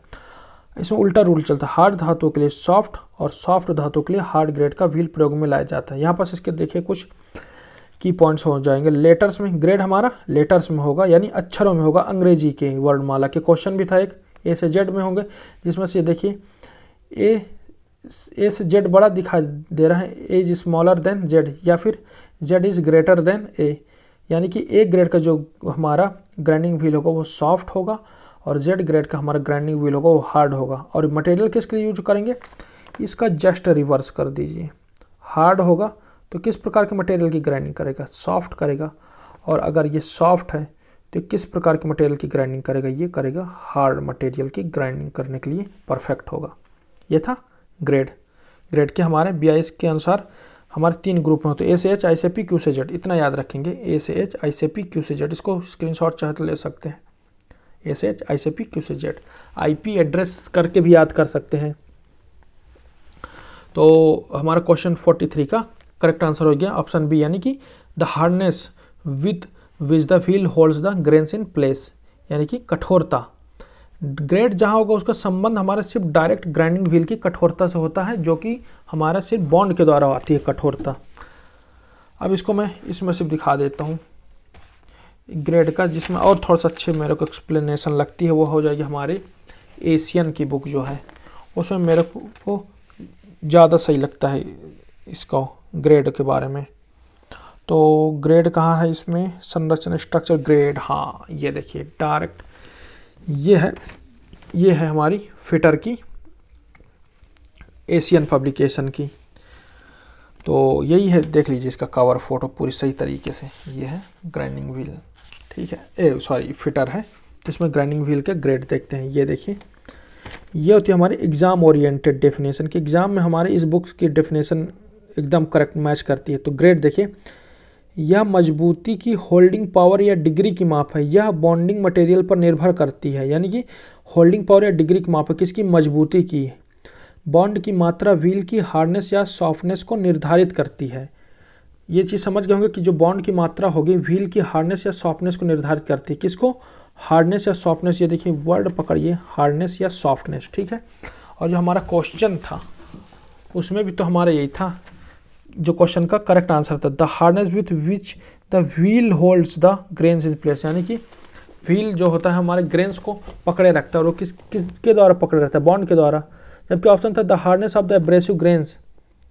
अब घर्षी कणों की कठोरता हमारा डिपेंड करता है उसमें का कि वो किस प्रकार के एब्रेसिव यूज हुआ है, नेचुरल एब्रेसिव यूज हुआ है या फिर आर्टिफिशियल एब्रेसिव यूज हुआ है। तो हार्डनेस ऑफ एब्रेसिव ग्रेन्स होता है वो हमारा ग्रेन से संबंधित होता है, उसका ग्रेड से नहीं होता है। तो इसका करेक्ट आंसर हो जाएगा 43 का option B, the hardness with which the wheel holds the grains in place. Question number 44, abrasive कणों को ग्राइंडिंग व्हील में किसकी सहायता से ढाला जाता है। इसका आंसर दिख गया, कोई दिक्कत नहीं। ऑप्शन ए सिलिका द्वारा, ऑप्शन बी चीनी मिट्टी द्वारा, ऑप्शन सी बॉन्ड द्वारा, ऑप्शन डी उपरोक्त सभी। तो हमारा एब्रेसिव कणों को ग्राइंडिंग व्हील में किसकी सहायता से ढाला जाता है, वो हमारा बॉन्ड द्वारा। ऑप्शन सी करेक्ट आंसर होगा। जबकि ऑप्शन ए और ऑप्शन बी ये टाइप्स ऑफ बॉन्ड होंगे, सिलिका द्वारा और चीनी मिट्टी द्वारा। ये चीज़ें जो होती हैं ये बॉन्ड बनाने में यूज की जाती हैं। हमारे सिलिका वाला हमारा बनाएगा सिलिकेट बॉन्ड, और चीनी मिट्टी द्वारा तो भी कोई बॉन्ड बनाते हैं, जैसे मिट्टी से तो हम सिर्फ विट्रीफाइड बॉन्ड ही बनाते हैं। ऑप्शन डी करेक्ट आंसर नहीं होगा, ऑप्शन सी हमारा करेक्ट होगा कि एब्रेसिव कणों को ग्राइंडिंग व्हील में किसके साथ ढाला जाता होता है, हमारा बॉन्ड द्वारा। फिर लास्ट में हम प्रेसिंग करके बना लेते हैं। बॉन्ड का उपयोग एब्रेसिव के कणों को आपस में जोड़ने के लिए किया जाता है। इसके प्रयोग से एब्रेसिव कण आपस में जोड़े जाते हैं। बॉन्ड के द्वारा धार लगाने वाले पत्थर ग्राइंडिंग व्हील बना जाते हैं। अच्छा एक चीज़ बता देता हूँ, जिस बॉन्ड के से हम एक ग्राइंडिंग व्हील बनाते हैं, जिससे हम कटिंग टूल्स की धार लगाते हैं, इसमें है ना बॉन्ड के द्वारा धार लगाने वाली पत्थर ग्राइंडिंग पहिया बनाए जाते हैं, वो हमारा होता है सिलिकेट बॉन्ड। क्वेश्चन नंबर 45, अब बॉन्ड होगा तो बॉन्ड में मैं इसको दिखा दूंगा, एक्सप्लेन कर दूंगा, थोड़ा सा ब्राइटनेस, ठीक। तो क्वेश्चन नंबर 45 है, बॉन्ड कितने प्रकार के होते हैं। Option A V, option B B, option C E, option D सभी। तो हमारा तो बॉन्ड हमारे ये सभी प्रकार के होते हैं। इसमें से मतलब मेनली जो हमारा होता है 5 टाइप के होते हैं, लेकिन इस क्वेश्चन के जो ऑप्शन है तो उसमें ये सभी प्रकार के होते हैं। ऑप्शन डी सभी, ऑल ऑफ द अबव। यहाँ पर वी फॉर विट्रीफाइड बॉन्ड, और बी फॉर होता है हमारा, ये होता है एक वो रेजिनाइड बॉन्ड होता है, तो उसको हम बी से डिनोट करते हैं। और ई होता है हमारा शेलॉक बॉन्ड, तो शेलॉक बॉन्ड को ई से डिनोट करते हैं, ना कि एस से। क्यों शेलॉक बॉन्ड को ई से डिनोट करते हैं, क्योंकि इलास्टिक होता है। फिर ये देखिए रेजिनाइड बॉन्ड बी आ गया, और रबर बॉन्ड को आर से डिनोट करेंगे। रेजिनाइड बॉन्ड को आर से नहीं करते, बी से करते हैं। बॉन्ड की भी मिस्ट्री देखिए, सॉल्व करते हैं। ये हो गए हमारे बॉन्ड। जिस पदार्थ के द्वारा एब्रेसिव ग्रेन्स को आपस में जोड़ा जाता है उसे बॉन्ड कहते हैं, और बॉन्ड ही हमारा ग्रेड डिसाइड करता है ग्राइंडिंग व्हील का। तो विट्रीफाइड बॉन्ड, ये देखिए पहला होता है हमारा विट्रीफाइड बॉन्ड, दूसरा होता है हमारा सिलिकेट बॉन्ड, तीसरा होता है हमारा शेलॉक बॉन्ड, चौथा होता है हमारा रेजिनाइड बॉन्ड, पांचवा होता है हमारा रबर बॉन्ड। तो ये बॉन्ड की डिग्री, यहाँ पर बॉन्ड की डिग्री। तो ये देखिए इसके यूज देखिए आप, इसको मैं सीधा कर देता हूँ, आप इसकी स्क्रीनशॉट ले लीजिए।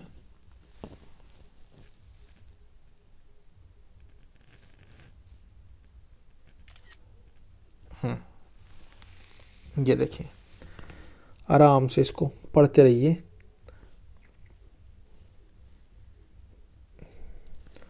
ठीक है, अब अगला क्वेश्चन देखते हैं।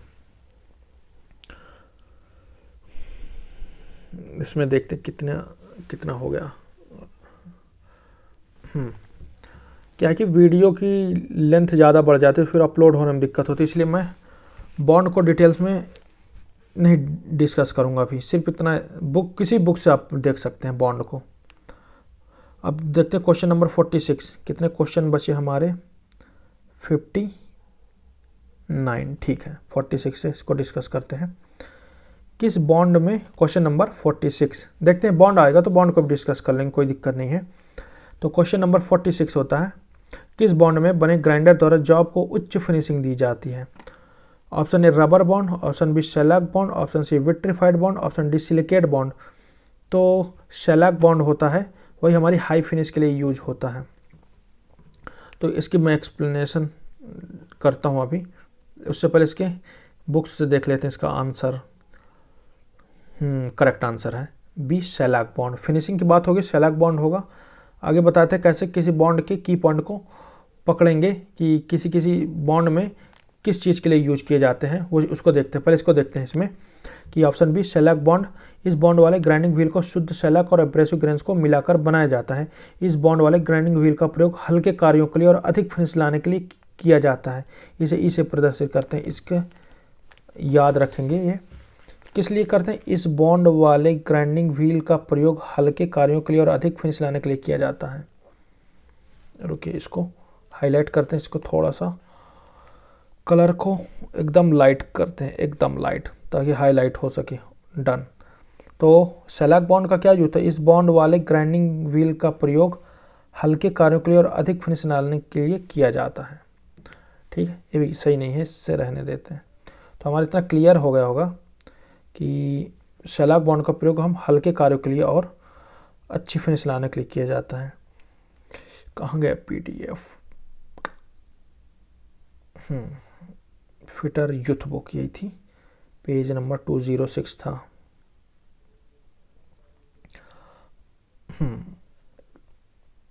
क्वेश्चन नंबर शायद हमारा 46 था।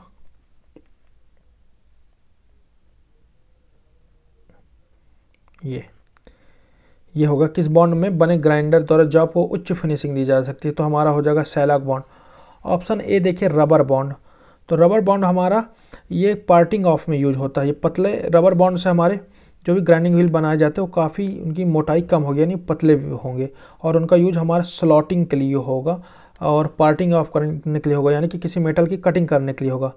जबकि जो हमारा सिलिकेट बॉन्ड है उसको मैं आपको बताया था कटिंग टूल की धार बनाने के लिए किया जाता है। और विट्रीफाइड बॉन्ड साधारण सभी कार्यों के लिए यूज और अधिक धातु हटाने के लिए यूज। इसको मैं आपको 2 बुक से दिखाता हूँ। पहले मैं इसको बलवीर सिंह से दिखाता हूँ। ये है, 1 मिनट कैमरा ठीक कर लेते हैं इसका।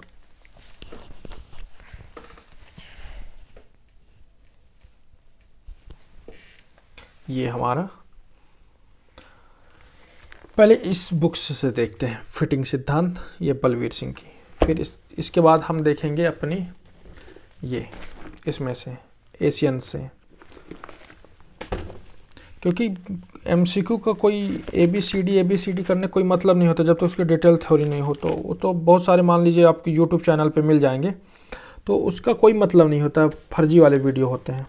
तो उसमें बता देंगे option A, option B, option C, option D, क्योंकि उसमें डिटेल एक्सप्लेनेशन नहीं होगी तो MCQ तो फिर खुद से भी पढ़ सकते हैं उसको। ठीक है, बॉन्ड के यूज देखते हैं।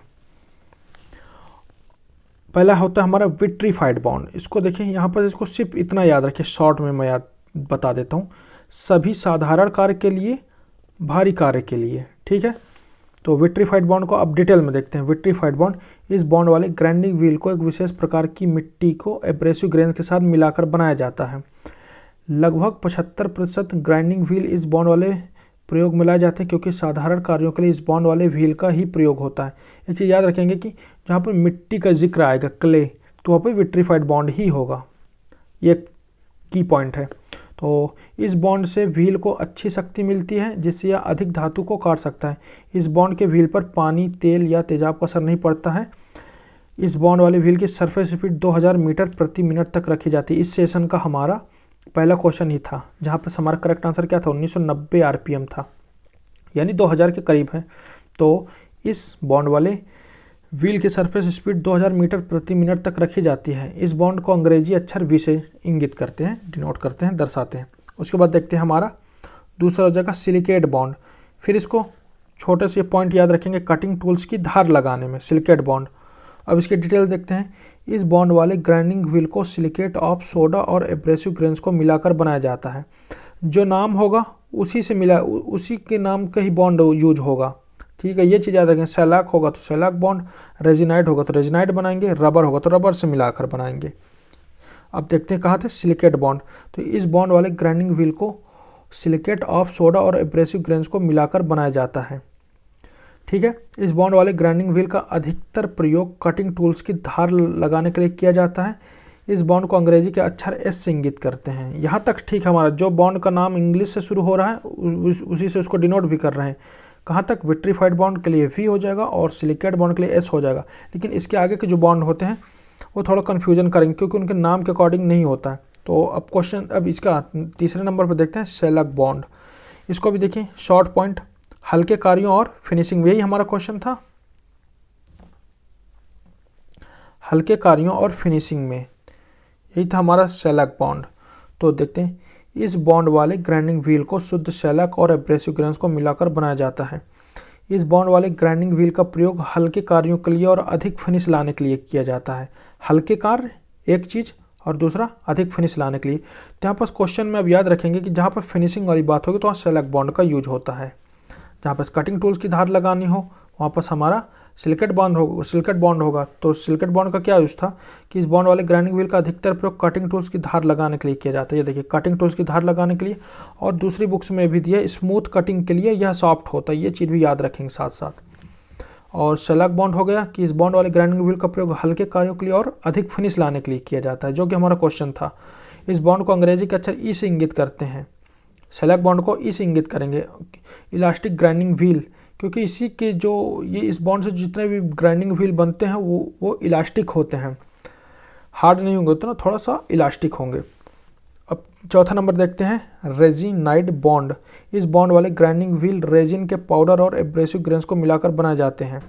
इस बॉन्ड वाले ग्राइंडिंग व्हील को दूसरे बॉन्ड वाले व्हील की अपेक्षा अधिक स्पीड पर चलाया जा सकता है। इसका मेन कनेक्टिंग पॉइंट कौन सा होगा हमारे क्वेश्चन में, कि कौन सा बॉन्ड होता है जिसका प्रयोग अधिक स्पीड पर चलाया जा सकता है, तो रेजिनाइड बॉन्ड। इसलिए ये अधिक धातु को भी काट सकते हैं, अधिक स्पीड पर चलेंगे तो अधिक धातु काट सकते हैं। इस बॉन्ड वाले व्हील का अधिकतर प्रयोग ढलाई के कारखानों में किया जाता है, जिससे कास्टिंग के पार्ट्स को आसानी से ग्राइंडिंग किया जा सके। यानी कि कास्टिंग यानी ढलाई, कास्टिंग को इंग्लिश और ढलाई हिंदी होती है। तो कास्टिंग के काम में हाई स्पीड में, फाउंड्री वर्कशॉप में, और इसका कोड होगा बी से, रेजिनाइड बॉन्ड को बी से दर्शाते हैं। शायद ही इसी को शायद बेकेलाइट बॉन्ड भी कहते होंगे, लेकिन अभी मैं श्योर नहीं हूँ, पर रेजिनाइड बॉन्ड को बी से डिनोट करते हैं क्योंकि मे बी इसका बेकेलाइट बॉन्ड भी कहते होंगे। ठीक है, अब क्वेश्चन नंबर 5 देखते हैं, रबर बॉन्ड। इसके देख लीजिए, छोटे छोटे पतले होते हैं, व्हील टुकड़ों में काटने के लिए प्रयोग किए जाते हैं और अच्छी फिनिश के लिए होते हैं। यानी कि रबर बॉन्ड जो होते हैं, जिस रबर बॉन्ड से बने व्हील हमारे पतले होते हैं और पतले होते हैं व्हील। दूसरा, टुकड़ों में काटने के लिए यानी पार्टिंग ऑफ ऑपरेशन के लिए रबर बॉन्ड का यूज़ किया जाता है, क्योंकि पतले होंगे तो दो मेटल को बीच से कटिंग कर पाएंगे। जैसे ये कोई मेटल रॉड है तो उसको बीच से कटिंग करने के लिए, जिसको इंग्लिश में पार्टिंग ऑफ बोलते हैं, उसके लिए भी हमारा यूज हो पाएगा रबर बॉन्ड। और तीसरा होगा अच्छी फिनिश के लिए। तो इसके देखते हैं, इस बॉन्ड वाले ग्राइंडिंग व्हील को शुद्ध रबर और एब्रेसिव ग्रेन्स को मिलाकर बनाया जाता है। ये मोटाई में पतले होते हैं। इनका अधिकतर प्रयोग धातु के टुकड़ों को भिन्न भिन्न लंबाइयों में काटने के लिए और मशीनों के बेड पर गहराई में स्लॉट आदि काटने के लिए किया जाता है। इनका प्रयोग अच्छी फिनिश लाने के लिए भी किया जाता है। इस बॉन्ड को अंग्रेजी के अक्षर आर से इंगित करते हैं। ठीक है, तो रबर बॉन्ड का आर हो जाएगा, विट्रीफाइड बॉन्ड का वी हो जाएगा, सिलिकेट बॉन्ड का एस हो जाएगा। लेकिन सेलाक और रेजिनाइड बॉन्ड जो होते हैं, इनमें थोड़ा सा याद रखेंगे कि सेलाक बॉन्ड को ई से और रेजिनाइड बॉन्ड को बी से डिनोट करते हैं। अब ये देखिए, वही चीज़ मैं आपको इस बुक से दिखा देता हूँ। ये है बॉन्ड। तो ये देखिए, सिलिकेट विट्रीफाइड बॉन्ड भारी कार्यों के लिए, और सिलिकेट बॉन्ड कटिंग टूल्स को धार लगाने में, स्मूथ कटिंग में क्योंकि सॉफ्ट होता है। ये हमारी एशियन की है। ये देखिए, इसका आप स्क्रीनशॉट ले लीजिए, आराम से पढ़ते रहिए। फिर ये देखिए, इतने टाइम में स्क्रीनशॉट ले लिए होंगे तो ये इसमें से पढ़ लेना आराम से। अब क्वेश्चन नंबर 47 देखते हैं। क्वेश्चन 46 क्लियर हो गया कि किस बॉन्ड में बने ग्राइंडर द्वारा जॉब को उच्च फिनिशिंग दी जा सकती है, तो हमारा ऑप्शन बी सेलेक्ट बॉन्ड हो जाएगा। और अगर पूछता कि किस बॉन्ड में बने ग्राइंडर द्वारा जॉब को उच्च स्पीड पर चलाया जा सकता है, तो हमारा कौन सा होता है, रेजिनाइड बॉन्ड होता। हालांकि इस ऑप्शन में नहीं है, लेकिन हाई स्पीड पर होता तो रेजिनाइड बॉन्ड हो जाता। और पूछता किस बॉन्ड में बने ग्राइंडर द्वारा जॉब को पार्टिंग ऑफ यानी कटिंग करने के लिए, स्लॉटिंग करने के लिए किए जाते हैं और जिसके व्हील पतले होते हैं तो हमारा रबर बॉन्ड हो जाता। और ऐसा पूछता कि किस बॉन्ड से बने ग्राइंडर द्वारा कटिंग टूल्स की धार लगाने के लिए किया जाता तो हमारा सिलिकेट बॉन्ड हो जाता। तो इतना क्लियर होगा क्वेश्चन 46। अब ये होगा शेलक बॉन्ड। इसकी एक्सप्लेनेशन देखते हैं। इस बॉन्ड वाले ग्राइंडिंग व्हील को शुद्ध शेलक और एब्रेसिव ग्रेन्स को मिलाकर बनाया जाता है। इस बॉन्ड वाले ग्राइंडिंग व्हील का प्रयोग हल्के कार्यों के लिए और अधिक फिनिशिंग लाने के लिए किया जाता है। इसे ई से प्रदर्शित करते हैं। ये हम लोग पढ़ चुके हैं पहले ही, ठीक है, रिकॉर्डिंग ऑन है। तो क्वेश्चन नंबर 47 देखते हैं। The B symbol of a grinding wheel represent which type of bond. Grinding wheel में बी चिन्ह किस प्रकार के बॉन्ड का प्रतिनिधि करता है। रुकिए, इसका आंसर नहीं देखेंगे, इसको मैं आपको बताता हूँ कि सबसे सरल हमारे बॉन्ड कौन थे। सबसे पहले उनको अलग कर लीजिए। विट्रीफाइड बॉन्ड सबसे सरल बॉन्ड था, वी से डिनोट करेंगे। सिलिकेट बॉन्ड और विट्रीफाइड बॉन्ड ये सबसे आसान होते हैं हमारे लिए, क्योंकि इनको जो जिस नाम से अंग्रेजी के शुरू हो रहे हैं उसका पहला ही लेटर होता है, वही इस बॉन्ड को डिनोट करता है। जैसे विट्रीफाइड बॉन्ड वी से, सिलिकेट बॉन्ड एस से हो जाएगा। लेकिन शेलक बॉन्ड होता हमारा ई से होता है, क्योंकि इलास्टिक होता है। और रेजिनाइड बॉन्ड जो होता है वो हमारा बी से होता है। तो हमारा correct answer should be option D, resinoid bond. तो ऑप्शन डी करेक्ट हो गया। अब इसके देखिए एक्सप्लेनेशन देख लीजिए, आराम से देखते रहिए इसको। अब हम अगले क्वेश्चन की ओर बढ़ते हैं। तो क्वेश्चन नंबर 48 देखते हैं। Bond used for making elastic grinding wheel is. ये देखिए आ गया क्वेश्चन वही वाला कि अभी डिस्कस किया था कि इलास्टिक ग्राइंडिंग व्हील किस बॉन्ड से बनाया जाता है। तो इलास्टिक ग्राइंडिंग व्हील हमारा उस बॉन्ड से बनाया जाता है जिसके नंबर जिसके नाम में भी ई से शुरू हो, ई हो। तो हमारा ई से किस बॉन्ड को डिनोट करते थे, जस्ट ऊपर ही देख लीजिए यहाँ पर, शेलक बॉन्ड। यही हो जाएगा हमारा करेक्ट आंसर।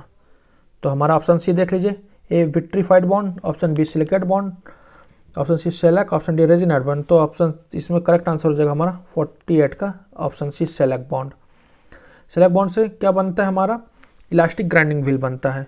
और किस लिए यूज होता है हमारा, इसको देखे थे, शेलक बॉन्ड हमारा हाई फिनिश के लिए यूज करते हैं, फिनिशिंग के लिए था ना शेलक बॉन्ड। अभी देखिए इसकी एक्सप्लेनेशन देखते हैं। इसमें एब्रेसिव कणों को चमड़े के साथ गर्म करके मिला देते हैं, फिर इनको हाइड्रोलिक मशीन में निश्चित दाब पर दबाकर ठंडा करके निकाल लेते हैं। इन पट्टियों में अच्छी इलास्टिसिटी होती है। इन ग्राइंडिंग व्हील के द्वारा ग्राइंडिंग करने पर जॉब गर्म नहीं होते तथा अच्छी सरफेस फिनिश प्रदान करते हैं। इसे अंग्रेजी अक्षर ई के द्वारा प्रदर्शित करते हैं। याद रखेंगे, जहाँ पर भी सरफेस फिनिश की बात होगी और इलास्टिक होंगे वहाँ पर हमारा सिंपल सा आंसर हो जाएगा शेलक बॉन्ड।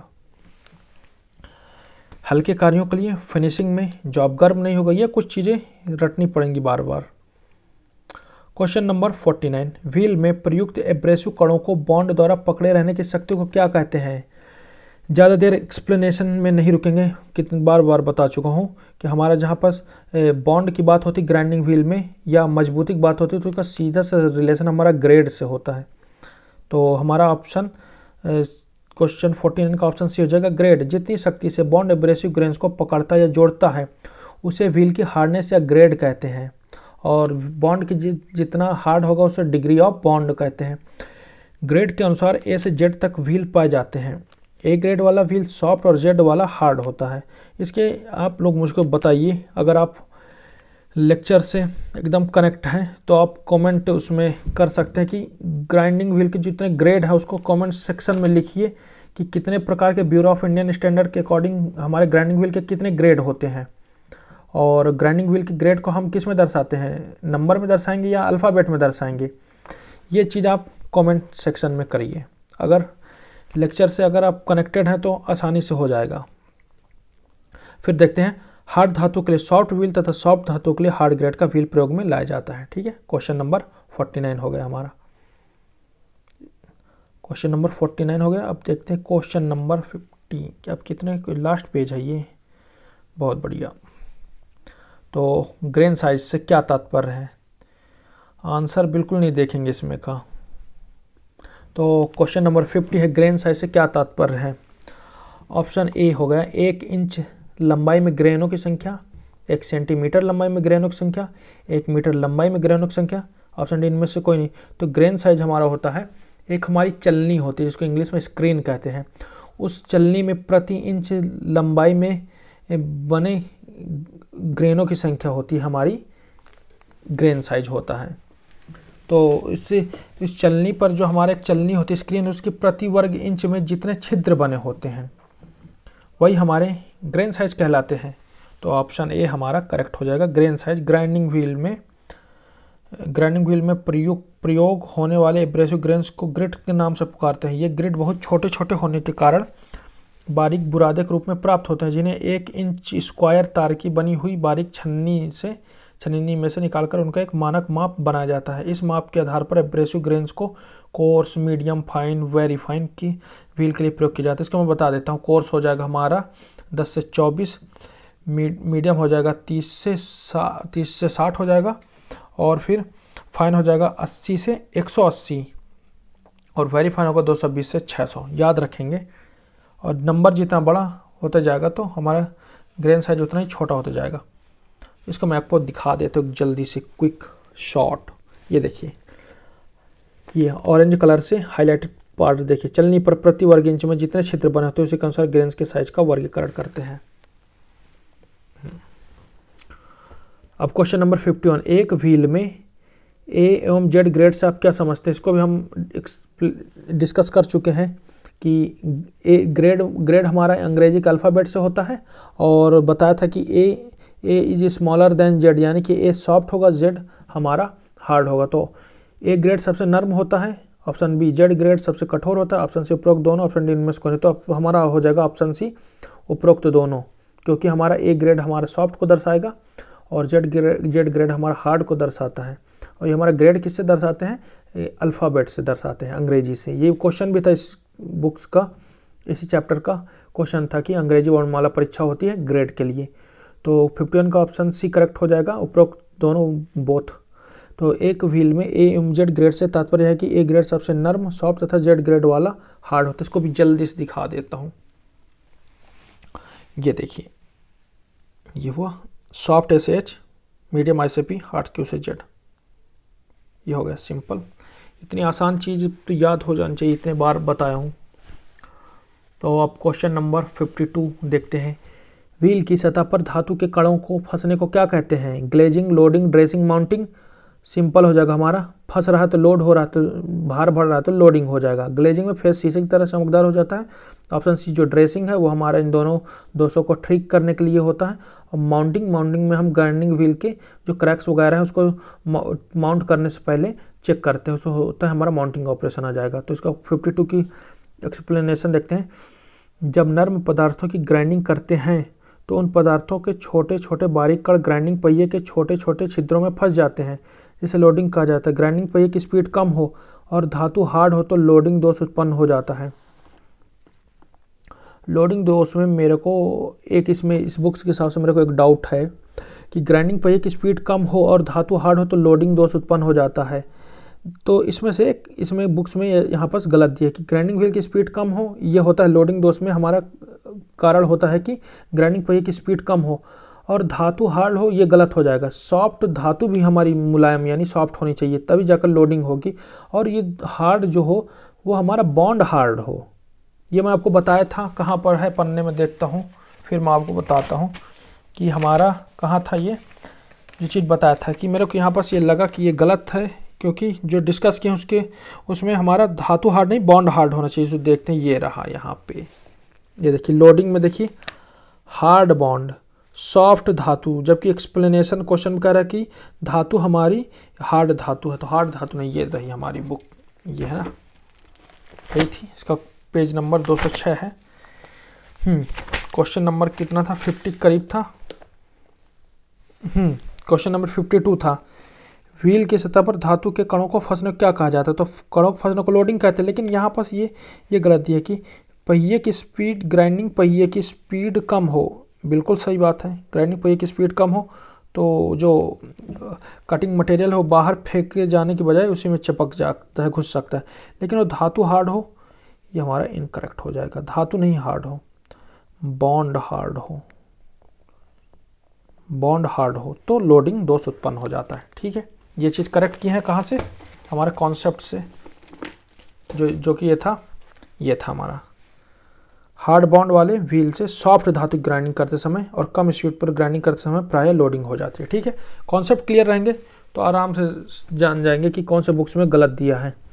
ये चीज़ें आपको कॉन्सेप्ट को मतलब चैलेंज करते हैं कि आपके कितने कॉन्सेप्ट क्लियर हैं, नहीं तो ऐसे बुक्स के चक्कर में आप तो गलत कॉन्सेप्ट सीख सकते हैं। इसलिए इसमें का थ्योरी क्लियर होनी चाहिए। एमसीक्यू करने से पहले हमारा थ्योरी क्लियर होनी चाहिए। बाकी क्वेश्चन के रिगार्डिंग जैसे मैं वीडियो बनाया हूँ इसमें, तो इसमें तो मैं हर एक क्वेश्चन को इसमें डिटेल्स में एक्सप्लेन कर रहा हूँ, तो अगर थ्योरी अलग से नहीं भी पढ़े हैं तो क्वेश्चन के अकॉर्डिंग ही क्लियर हो जाएगी।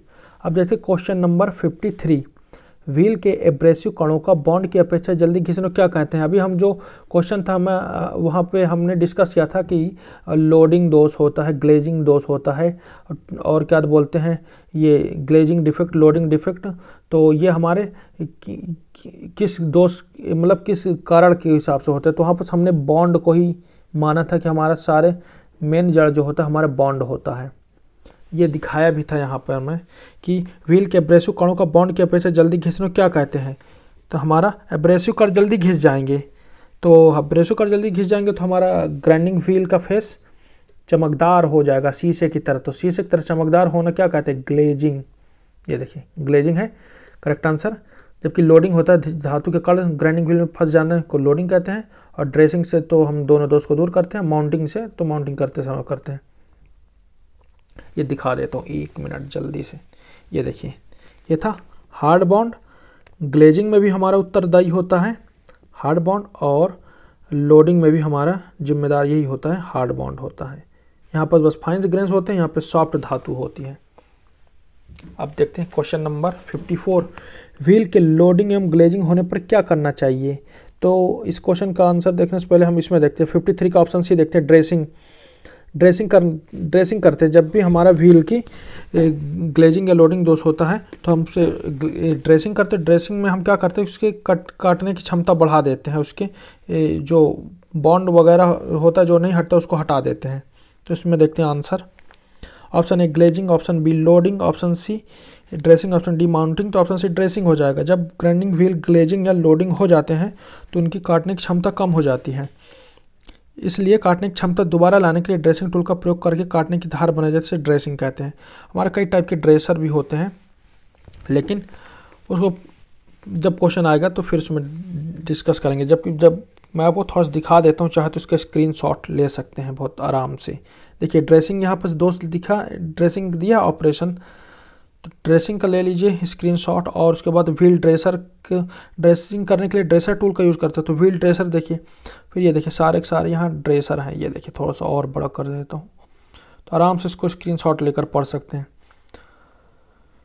कि हमारे कई टाइप के ड्रेसर होते हैं। जब कभी क्वेश्चन आएगा तो वहाँ पर हम ड्रेसिंग के बारे में डिस्कस करेंगे। ये देखिए माउंटिंग था ऑप्शन में, तो वो सब था। तो ये ड्रेसर का मेन था हमारा। तो आप यहाँ ड्रेसिंग का और ड्रेसर टूल को भी देख सकते हैं, आराम से स्क्रीनशॉट ले सकते हैं इसको। जब क्वेश्चन आएगा तो फिर उसमें डिस्कस करेंगे। क्वेश्चन नंबर 55, व्हील से ग्लेजिंग, लोडिंग या गड्ढे पड़ जाने पर उसे किस टूल द्वारा ठीक किया जाता है। तो हमारा ड्रेसिंग टूल ही होता है। इसमें हम ऑप्शन भी नहीं पढ़ेंगे, सीधा आंसर मारेंगे ड्रेसिंग टूल। क्वेश्चन नंबर 56, समांतर या टेपर बेलनाकार जॉब को किस ग्राइंडर द्वारा ग्राइंड किया जाता है। जहाँ पर भी टेपर बेलनाकार जॉब आ जाए, सिलेंड्रिकल जॉब आ जाए, तो यहाँ पर सिलेंड्रिकल आंसर सही होगा। पेडेस्टल, फ्लेक्सिबल, सिलेंड्रिकल, तो सेंटरलेस, तो यहाँ पर हो जाएगा सिलेंड्रिकल ग्राइंडर। और ऑप्शन डी देखिए सेंटरलेस जो होता है वो भी हमारे सिलेंड्रिकल जॉब की ग्राइंडिंग करने के लिए होता है। स्पेशली सेंटरलेस जो ग्राइंडिंग होती है वो हमारी सिर्फ और सिर्फ सिलेंड्रिकल जॉबों के लिए होती है। जबकि समांतर या टेपर बेलनाकार जॉब को किस ग्राइंडर द्वारा ग्राइंड किया जाता है, तो उसका करेक्ट आंसर हमारा सिलेंड्रिकल ग्राइंडिंग होगा, सिलेंड्रिकल। क्वेश्चन नंबर 57 देखते हैं सिलिकॉन कार्बाइड की क्या विशेषता है। सिलिकॉन कार्बाइड हमारा सख्त एवं भंगुर यानी हार्ड एंड ब्रिटल होता है, जबकि नरम एवं चिम्मड़ एल्युमिनियम ऑक्साइड होता है।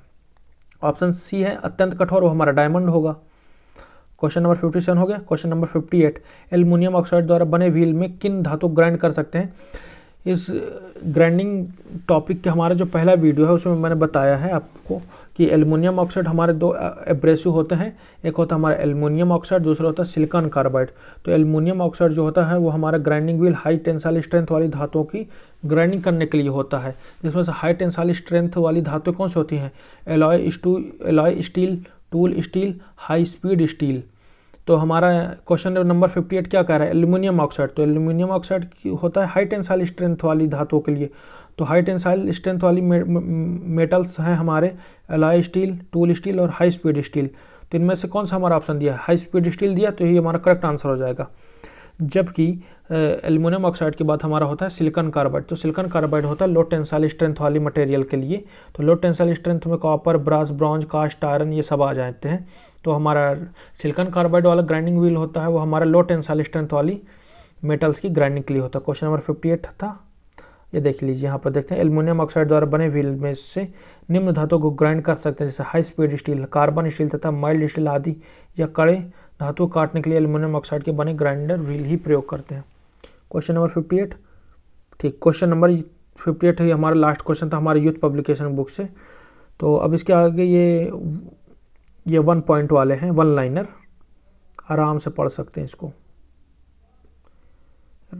ये देखिए पावर ट्रांसमिशन। तो ये हमारा grinding chapter youth publication book से कंप्लीटली ख़त्म होता है। अब अगला टॉपिक हम पढ़ेंगे जिसके एमसीक्यू डिस्कस करेंगे, वो हमारा होगा हीट ट्रीटमेंट एंड मेटलर्जी। ये हमारा होगा इसी से रिलेटेड टॉपिक है जो अभी सीरीज में है हमारे से। फोर्जिंग हो गया है, ग्राइंडिंग हो गया है, मेटल्स हो गया। तो इसी का हमारा heat treatment and metallurgy topic होगा, उसके एमसीक्यू डिस्कस करेंगे इसी तरह एकदम डिटेल्स में। Okay, thank you.